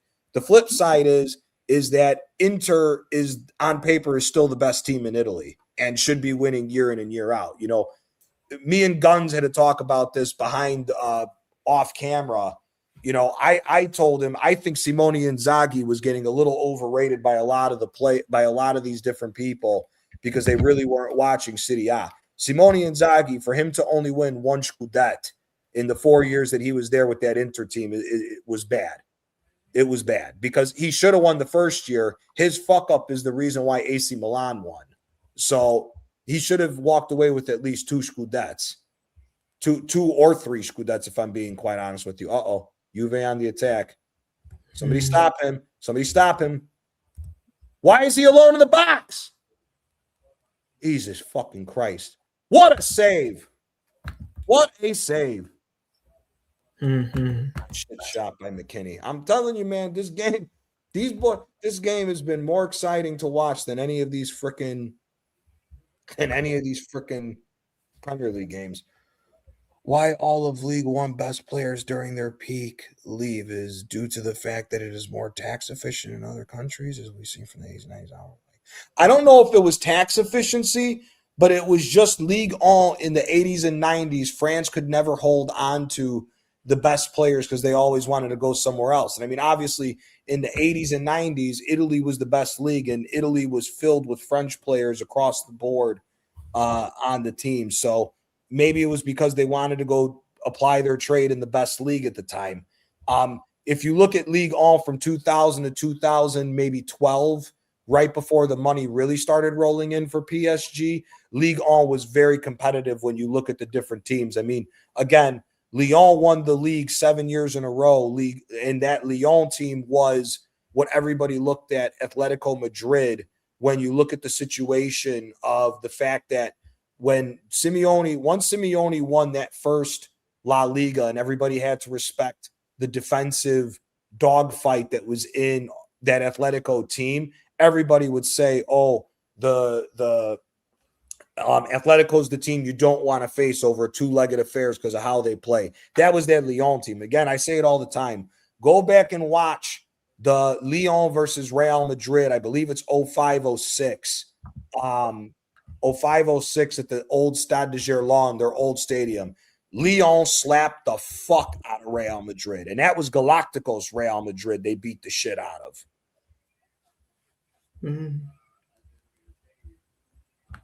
Ilicic was good. I think Ilicic had a shorter thing because Ilicic was with Gasperini. But Berardi, absolutely. But Berardi was his own worst enemy. He should have left Sassuolo a long time ago. But the guy, he is a very good player. The funny thing is, since 2012, the only two guys that have scored more goals in Serie A than Berardi is Dybala and Ciro Immobile. That's it. Berardi has been one of the best players in Serie A consistently for at least the last 7 to 8 years.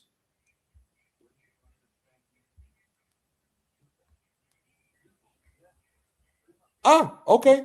I didn't know that about the tax system in France. Thank you for it's the beauty about doing this type of shit, man. You learn something new every day. I did not know about the tax situation in France with that, but thanks for letting me know that, Aris. We appreciate it. Barella's coming out.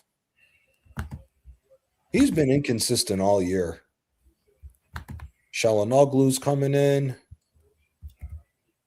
They got to win the Scudetto because I think Shalanoglu's going back to Galatasaray this year.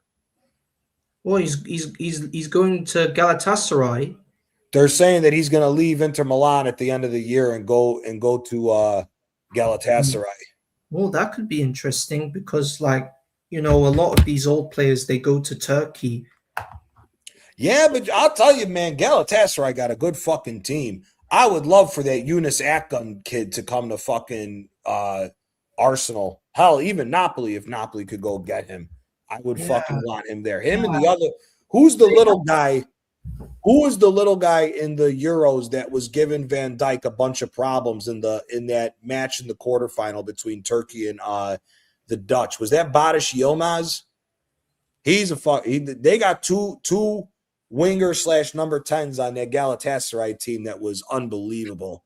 Yeah, they've also got some players like that used to play for Napoli, and they also played for Arsenal too. They have Osimhen, they have Torreira. Like they've got a number of ex players like. Yeah. Listen, Napoli. Antonio Conte's got to fucking go. Just the fuck up with letting go of. Osimhen. No, Osimhen I was fine with because Osimhen you have to. it's a different scenario when you're a smaller club. You have to understand where you rank, and you have to let players go at a certain time to be able to make the money, because we don't have, we're not a big club like that. You know what I mean? Napoli's barely worth 600 million euros. We're not really a big club. So you have to sell. No, I'm more mad at the Noah Long situation. He should have never disrespected Noah. Noah Long's ripping up the Turkish league right now. Yeah, with those guys. He should have stayed at Napoli, especially with all the injury problems Napoli has. There's no fucking reason to let a guy go. Yeah. He was. The problem where he got the depression from was the situation of him going back and forth with Gasperini, because Gasperini's an asshole. Gasperini's one of the hardest managers to work with as a player, because it's either his way or the highway, and then he'll do shady shit to players to get you off the team. You saw it with Ilicic, you saw it with Papu Gomez. Gasperini's just a weird guy, man. He's a decent manager, he's just a weird guy. Yeah. What do you think? Giuseppe Signori was class, Pods. Giuseppe Signori was fucking class for a real good part of the time in Serie A. More so the early days. More so the early days when he was with Lazio from like 92 to about like 97. Those 5 years, Signori was ridiculous with scoring and shit.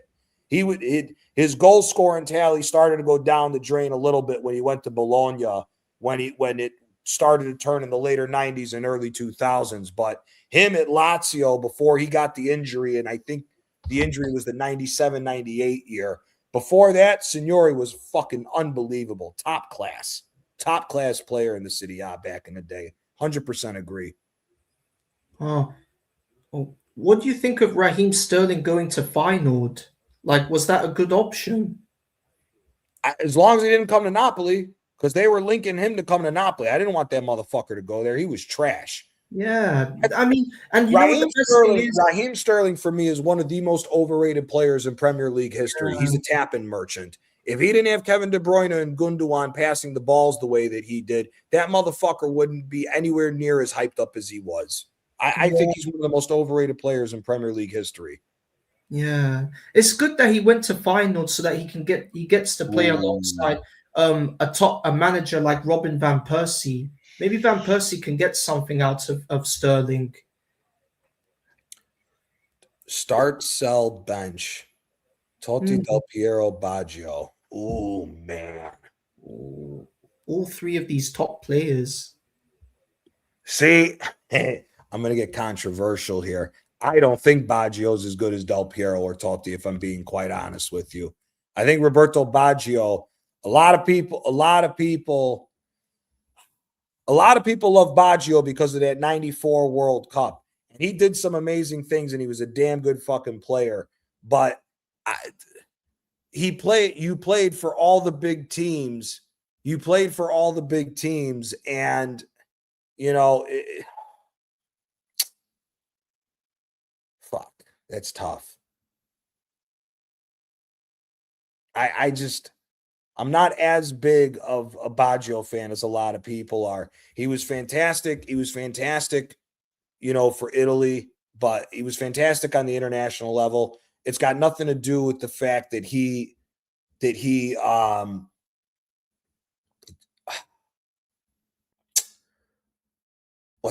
the double with Juventus in 94, 95, and then he left Juventus and went to Milan in 95, 96 and won the Scudetto again. And they won the UEFA Cup with Juve in 92, 93.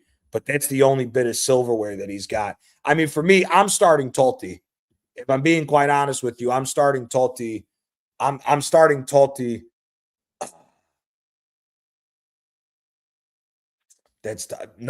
Start Totti, bench Del Piero, sell Baggio.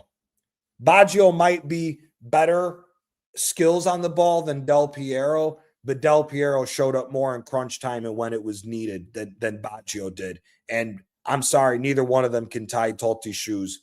What Totti did at Rome was fucking insane.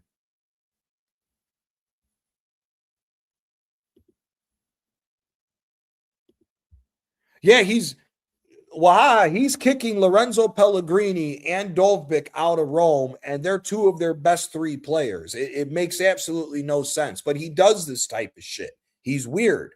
He's weird like that. So that's the thing with Gasperini. I don't really know where to go with him as a manager. You know, they were linking him to Napoli when he was leaving Atalanta, when they were talking about Conte leaving. I never wanted him because, again, you don't know who he's going to instantly pick on when he comes into the locker room and try to stir up shit with. So it's not a situation of just, you know, it's weird. He has to have his specific players to fit what he needs at that time. Granted, he'll play good football when he gets a good squad underneath him, but it's just, he just causes too much chaos. Yeah, Waha, I agree. I agree with that. Big up JCG every time. Big up JCG every time. Hope all is well with you on this weekend, my guy. Hope you're having a good weekend. Yeah, I like Cambiaso as a fullback. I like Cambiaso as a fullback. Again, he's a left back. He can play both right and left back. He's better than Calafiori. Again, another example of a player that Calafiori shouldn't be getting to the national team.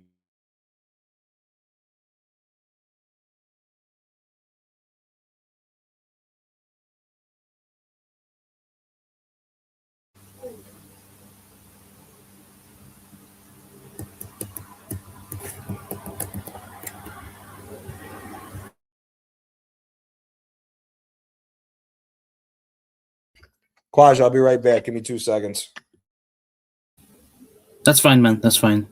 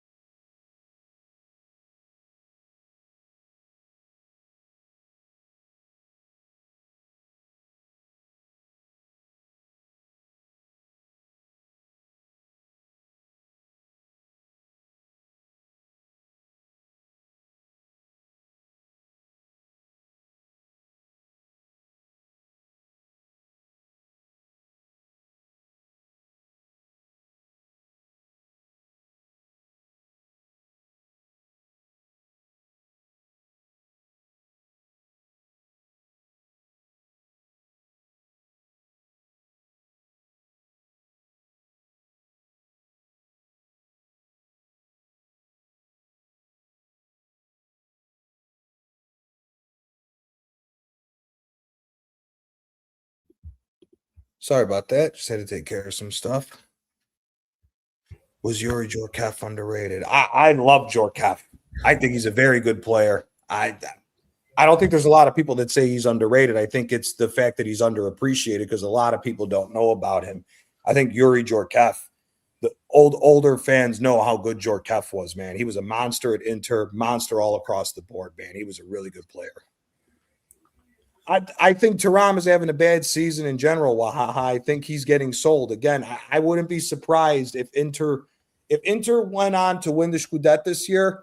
I wouldn't be surprised if they sold Thuram and if they sold Lautaro Martinez for big money because they're grooming a new batch of young kids.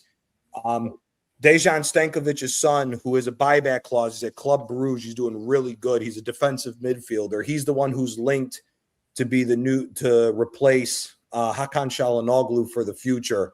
I think Inter's going to be going down a youth level, a much younger team in the coming years. Look at this, good passing. Good. Lay it back, Thuram. Lay it back.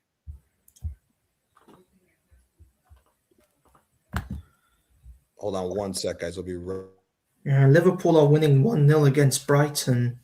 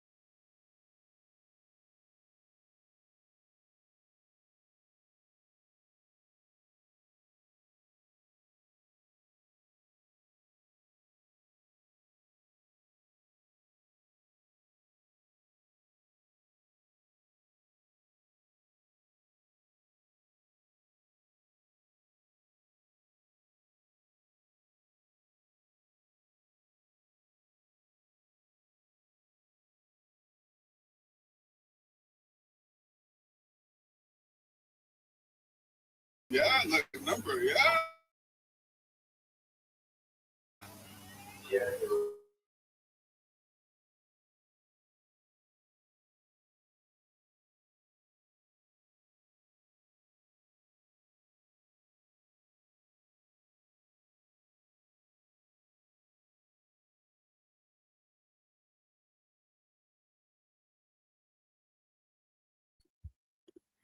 Okay. Back on here. Right back into this. What are we looking at here? Inter still. Carlos Augusto. Back across. Liverpool 2. Liverpool up 2-0 now. Lynch, listen, I don't get why Szoboszlai gets the hate that he does. I think he's a decent player. I think he's an underrated player. Maybe he's not being put in the same situations as he was at RB Leipzig, but I think Szoboszlai is a pretty good player. I don't know why he gets all the hate that he does. I don't really know enough Liverpool fans to ask one of them why he gets the hate that he does. Because for me, I think Szoboszlai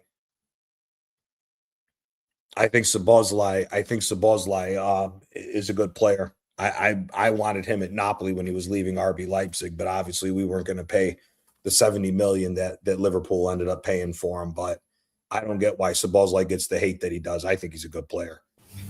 He starts for Arsenal every day of the week. He starts out of Zubamendi. He starts over Odegaard. I know, but he's more of the box-to-box player. I don't think he's the 10. I think he's more of a box-to-box. See, I think he can do both. It's just if you're going to allow him to do it, because he was the number 10 for Liverpool last year, and that midfield's the whole reason why that they is the reason why that they won the league last year. It's just because that midfield was the best midfield in England last year is why Liverpool won, and a lot of it had to do with him doing the work. But I think RSV saying it too. If Szoboszlai was injured this whole season, fucking Liverpool would be a bottom half team without him. He's been their best player by far this year.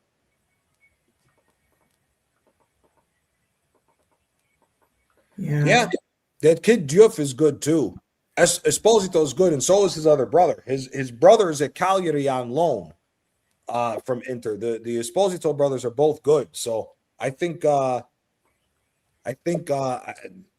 I said, I wouldn't be surprised if Inter sells some of their players for big money and goes with the youth movement that they got. I was hearing Salah is better than both Del Piero and Totti because of stats from there. Brother, Salah could not tie Del Piero or Totti's fucking shoes. He's a pace merchant. That's all he is. He has some good moments and whatnot. He wasn't that good at fucking Rome. He was overhyped by everybody from England because they got him from Rome. He didn't do shit over there either. Yeah, agreed. It's like a really nice guy as well, from what I've heard. It seemed like it. He never was an asshole when I saw him in the league.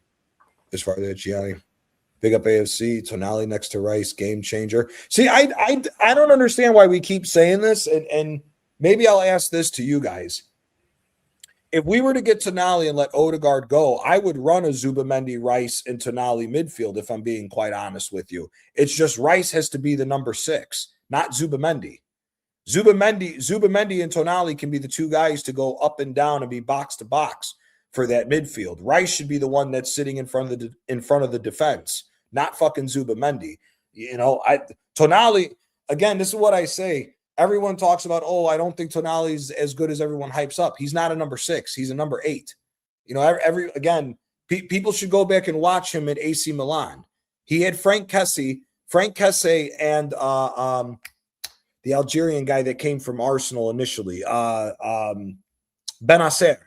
Benacer and Kessié would drop to cover the back line, and Tonali would move into more of an 8 role and be more of a playmaking box-to-box midfielder. He's not really a number 6. Again, Eddie Howe has misprofiled him the entire time he's been there. Do you think Bruno G is more of a 6 than you would have had? Would you have like Bruno G in the 6, Tonali in the 8? I think that would help, right? No, I think Bruno G's an 8 too. again, I think Joelinton's the fucking lost cause in that midfield. He's holding on to him for no reason.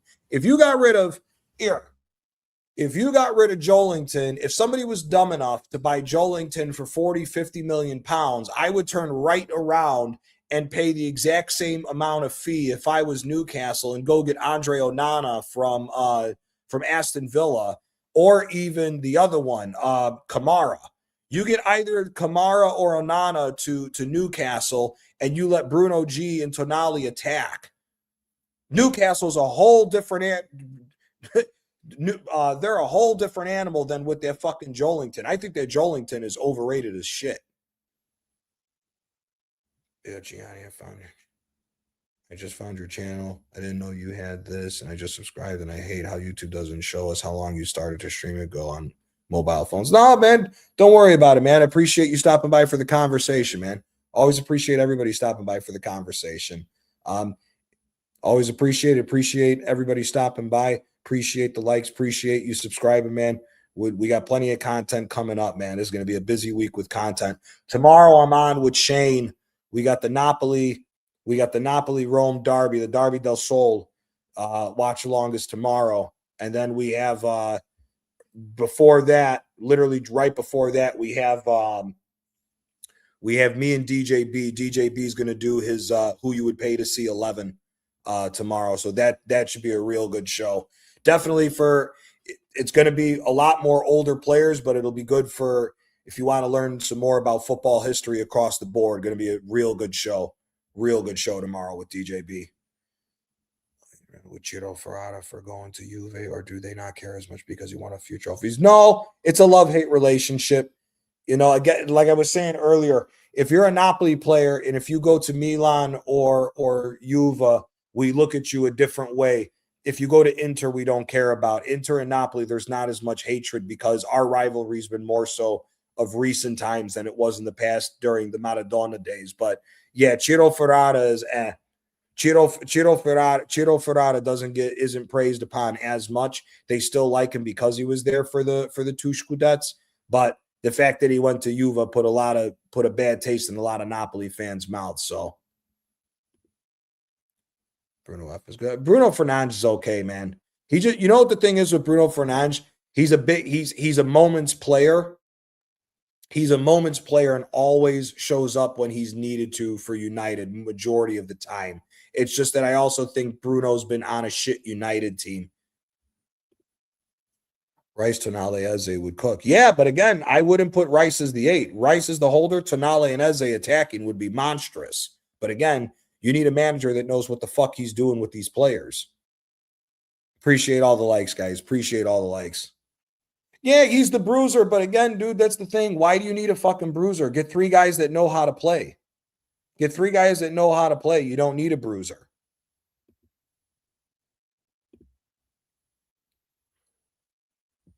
Oh, yeah. 100% it was.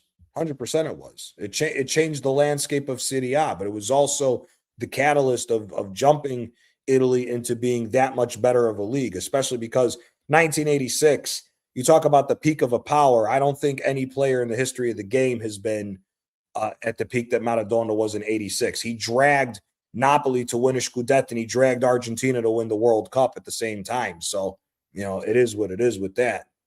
Yes, we hate Rome. Rome is more of our local rivalry. It's called the Derby del Sol. We're the 2 biggest teams as far as largest fan base for the southern teams in Italy. And yeah, it's the rivalry with Rome is very rough. There's been fans that have been killed over that rivalry on both sides. So it gets pretty rough. Arteta is losing the title in the Carabao Cup. Man, I hope not. But you never know with this manager. Yeah, because Man City will be Man City are fired up now because after their win over Fulham, after putting 3 past them, they'll be up for it this season because Pep is just let's go, Esposito. Fuck Juve. Sorry, well Mason. done. It's Sorry, okay. As I said, it's okay, Gianni. I know. I'm happy Inter scored. It's about time Juve put you guys like take Juve out of the title picture because you need to win the Serie A title this season. We're not going to win the Serie A, but just as long as it's not them, that's Yeah, as long as it's not them and that we stay above them in the race, that's all I care about. Yeah, because the only I remember the only time Juve were unstoppable was the fact that they had Paulo Dybala, Mario Mandzukic, Sami Khedira, Cuadrado, all these top players, and now when I look at them now, I don't even see them. I don't even see like the unstoppableness of them now.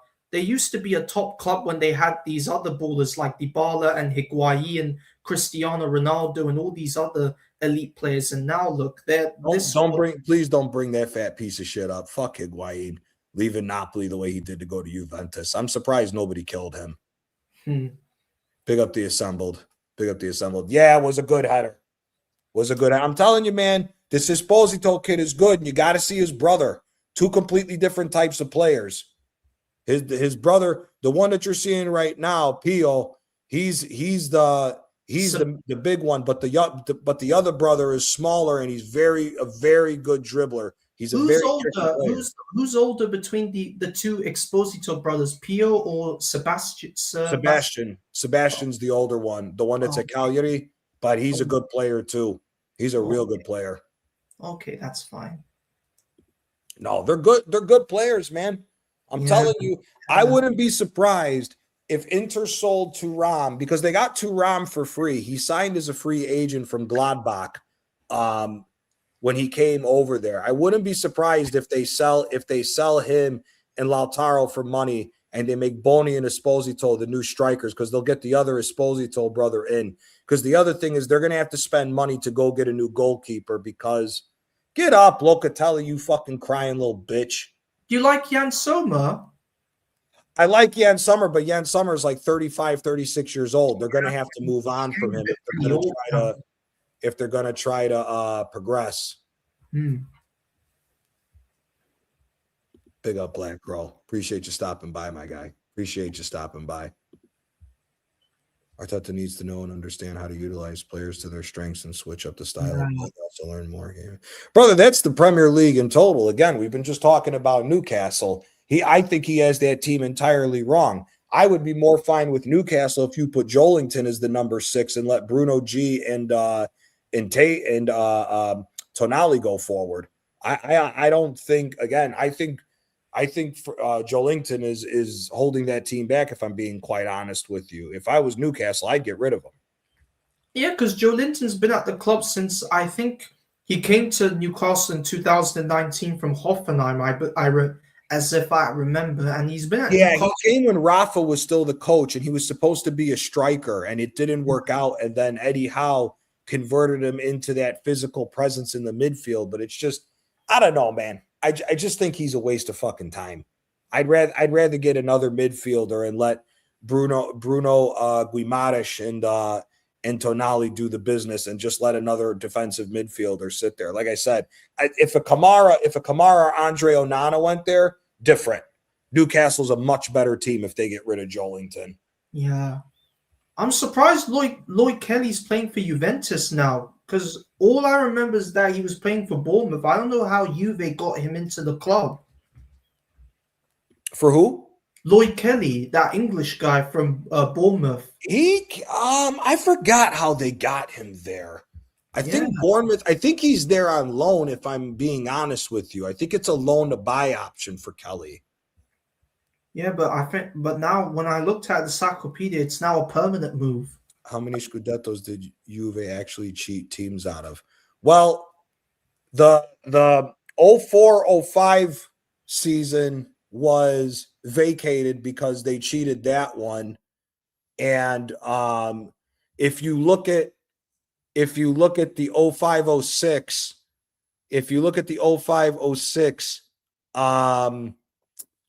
what's it called? 05-06, they cheated. Inter was given that title to them because they knew that they were cheating specifically against Inter.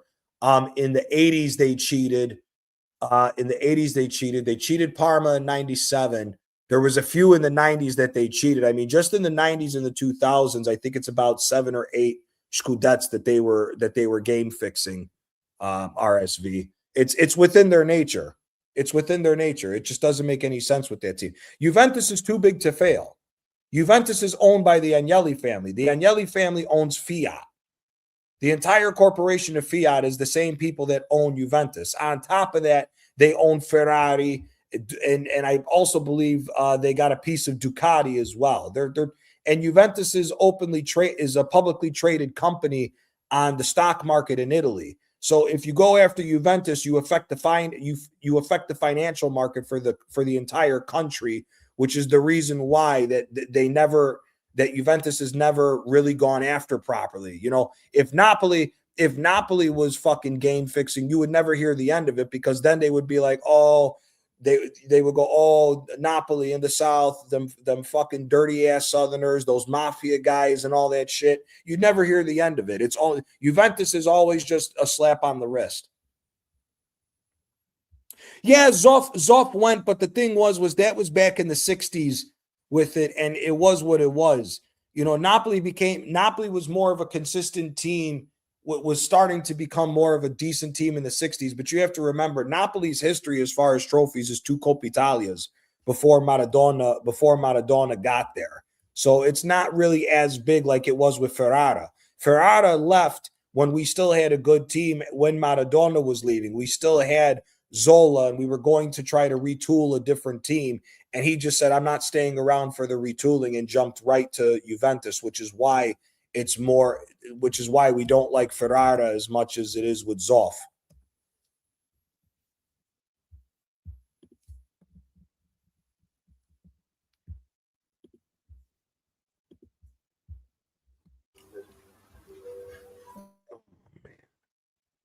What the hell are these people bothering me for? Juventus just equalized. Unfucking believable. Yeah. Good game. I'm telling you, man. This game's been better. This game's been better than most Premier League teams. And look who it is. Locatelli, the guy that's been being played out of position by Allegri the whole time. I mean, why are they still attacking with 10 men? I thought it was illegal, no? Yeah, right. That's what I've been told. Under this manager, when it's 10 men, it's apparently illegal to attack, so you park the bus. No? That's what I've been heard. That's what I thought was the whole situation. Yeah, man. Yeah, man. They had a good team. Napoli had a good team. Napoli's always produced. Napoli and Rome probably produced the most amount of talent in Italy. Napoli, Rome, and different parts of the South. Bari produces good talent. Calabria produces good talent. Again, the problem is with the Southern players is they have to leave to go to the big. They have to go to the big teams in order to not deal with the discrimination when it goes towards trying to make the national team. They're not allowed to stay on the smaller teams or the Southern teams. You know, look at Quagliarella in the 2010 World Cup. He was by far the best player. In the 2008-2009 season. He was, I believe, if I remember correctly, the 2008-2009 season for Napoli, he scored the most goals in Serie A, and he still couldn't even start for the national team because he's a Neapolitan-born player that was the captain of Napoli. It's the same old shit. Yeah, because I think we won one Scudetto. No, not one Scudetto. We won one Coppa Italia, either the 62-63 season or the 61-62 season. And I definitely know the second one was the 75-76 season. Those are the only 2 trophies that we had before Maradona came. Yeah. Third guy, you stole these line. What line is that, Gunnar SC? I don't know what line you're talking about. Do you think that Callejon was underrated at Napoli? Callejon was very good at Napoli. It was just the problem with Callejon towards the end of his time in Napoli, he just stopped scoring goals. He got a shit ton of assists. I think it was the first year when Ancelotti was there. He only scored like 3 goals the whole season, but he had like 16, 17 assists across all competitions. Callejon was a good player. Why are they still attacking? Well, I mean, the funny thing is that when you go down to 10 men in England, you're not supposed to attack anymore. But You know, Juventus has got something about them. It's a derby. You know, domestically, these are the two biggest teams in Italy. You know, Inter Milan was the Hollywood team in the early days before Juventus had their run of dominance in the 70s and the early 80s. Inter was the biggest team in Italy for a long time. Like I said, in the 60s, right after the if Inter wasn't hit by the Italian government, Inter would have signed Franz Beckenbauer and Eusebio to the team that they had in 66. And what you have to remember is from 1962 to 1966, Inter won 3 out of the 4 Scudettes and won 2 of the European Cups, now known as the Champions League. And the first one that they won, they slapped the fuck out of Real Madrid.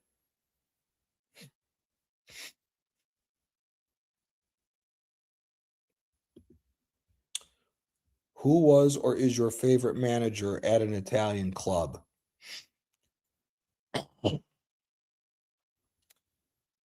Well, I mean, my favorite manager is Spalletti because he was the one that stopped the 33-year drought of Napoli not winning the Scudetto for recency. Overall, Trapattoni's the my favorite Italian manager is Carlo Ancelotti, but best manager in Serie A history is probably Trapattoni. Could the Henri Ballon d'Or snuff be linked to the Juve corruption? Nedved winning it, who was on Juve? Yeah, possibly. Possibly. I mean, the thing is, again, I've said this multiple times. I think Pavel Nedved's one of the most overrated players in Serie A history. He wasn't the best player on the Lazio team when Lazio won, and I don't think he was the best player on that Juventus team when Juventus won. That's just my opinion. I think Nedved's one of those guys that can have 3 world-class games and then have 10 straight shit games. But because he did something amazing in one of those 3, they always forget that of those 10 other games. It could be the brown envelopes. That wouldn't be far off from Juventus. That would not be far off with Juventus.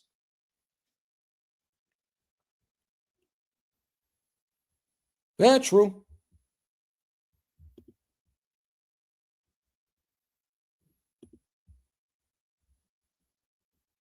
Saki definitely. Saki, you know what the problem was with Saki was he wasn't a manager long enough in the league.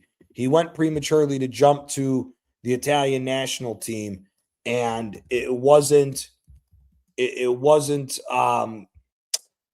he stockpiled more trophies as a manager, I think it would be very easy to say that he's the greatest Italian manager of all time. The problem was that he didn't win that many trophies. All the trophies that he has as a manager is that period of 87 to 1990 with AC Milan, and then he jumped right to the national.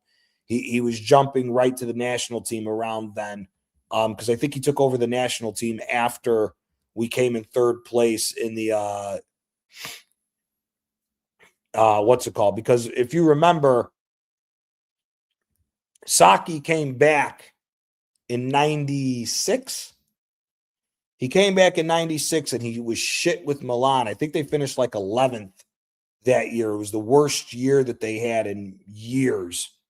In years, because I'm trying to remember when he got appointed as the national team head coach. I think it was 91. But yeah, Saki, had he stayed longer with Milan and not jumped immediately to the national team, I think he would have kept going and won more with AC Milan. But obviously, Capello came in and everything else. Go! Let's go, Zielinski. Let's go, Zielinski. Yeah, into Zielinski with the winner. Don't say that yet. You never know with Juventus. These motherfuckers could have paid the ref to get a last-second fucking penalty. That's what they're known for. I think there's a Juventus player down. I don't know who it is. I hope he broke his leg. That's crazy, bro. I hate this Bissek guy. What a fucking goal. What a goal. Did it take a deflection on the way in? Zielinski. What a left foot. Yep, no, clean shot. Di Gregorio couldn't do nothing about it. Went right through Locatelli's legs. What a goal. What a goal. Let's fucking go. Fuck Juventus.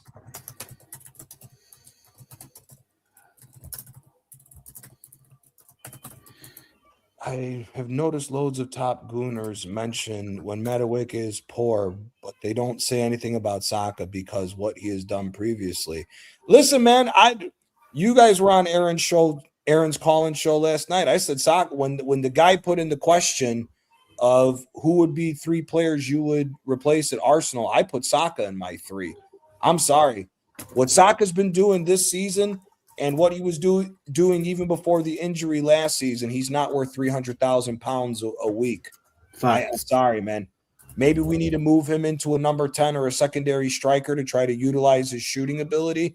But I just don't think that Saka is where everybody thinks he is, especially to say that he's the second best right winger in the world. I think they're fucking insane. 4 minutes of stoppage time. They're into 92nd minute.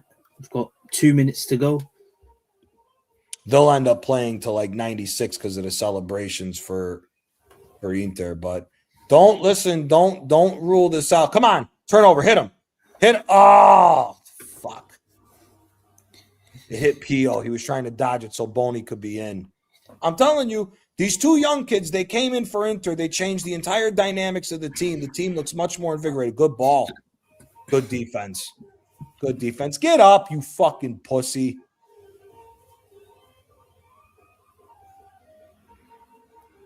Good foul.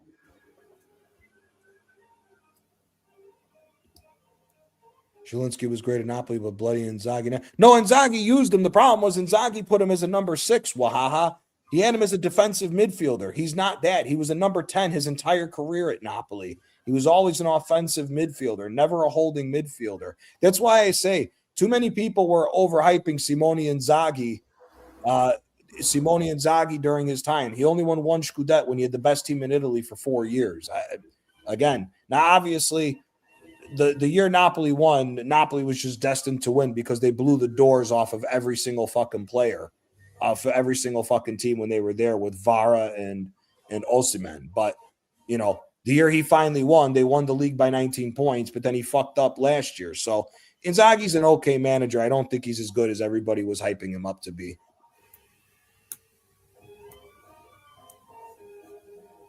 Saka's turning out to be Arsenal's version of Marcus Rashford. I think I am disrespecting Rashford slightly. I don't know, man. Rashford's been doing good for Barcelona at times. He's been having some good games. What a block off the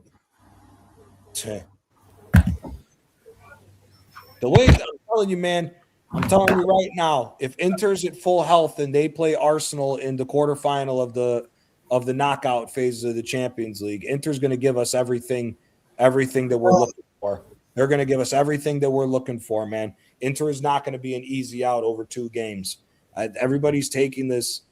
Let me ask you something. Let me ask you guys something. Why is it that everybody, all these top gooners, are overhyping Arsenal because they finished first? When you look at the situation with Liverpool, when Liverpool finished first last year in the group stage, nobody was hyping. None of these guys were respecting Liverpool. Why do you think that is? Is it just these guys are just over the top fucking fans for just the nothing but positivity side? Because I don't ever remember last year any of the top gooners talking about Liverpool might have a chance at winning the Champions League. But this year, these guys swear up and down that because we finished first in the group stage that we're winning the Champions League this year.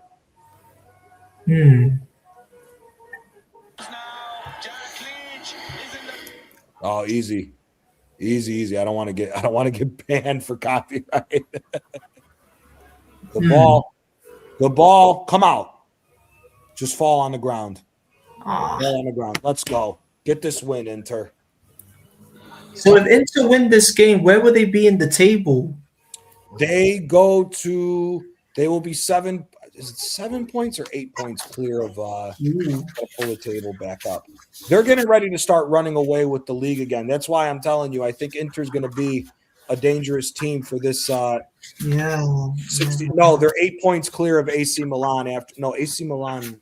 Yeah, they're 8 points clear from AC Milan, but AC Milan will have a game in hand. So they will be 8 points clear, but Milan will still have a game less played than Inter Milan. But they'll be at 60. They'll be at 61 points. So Full time. It's Yep. 3-2. That's it. That is it. Inter have now gone 7 points clear at the top of Serie A. I don't think AC Milan doesn't have the players to catch them, and I don't see Inter going through a rough patch in the You know Serie what? A You know again. what made me a bit embarrassed with Milan was the fact that they got Luka Modric in the team. I don't know why they brought in Modric for no reason. No, Ibrahimovic brought him in because of the fact that Ibra is scrambling to try to save his ass at AC Milan. Because AC Milan, the owners didn't want to spend money. They wanted to be cheap. They should have never fired the sporting director, Ricky Massara, and they should have never got rid of Paolo Maldini with them as well, because they're the whole reason why AC Milan became a consistent Champions League team again and won that Scudetto as far as running the club. They fucked up by getting rid of those two guys. But listen, guys, we're going to end it there. Appreciate you guys stopping by. Appreciate you guys hopping on. Appreciate everybody in the chat. Hope all you guys have a great weekend. I will be back tomorrow. I am on with DJ B first. I believe we are on at 6:30 tomorrow UK time. I will be on with DJ B for DJ B's Who You Would Pay to See 11. And then right after that, me and the legend Shane will be on for the Derby del Sol, the Roma Napoli watch along. Just want to say, Macy, Quaja, appreciate you guys stopping by and Big up, man. Great show. appreciate everybody in the chat. Always appreciate you guys stopping by for the conversation today. Hope you guys come back for the watch along tomorrow and for DJ B's Build Your 11. And yeah, hope you guys have a blessed weekend, and that'll be it for the day. Big up. Take care. Cheers. Anytime, Johnny. Big up. Big up.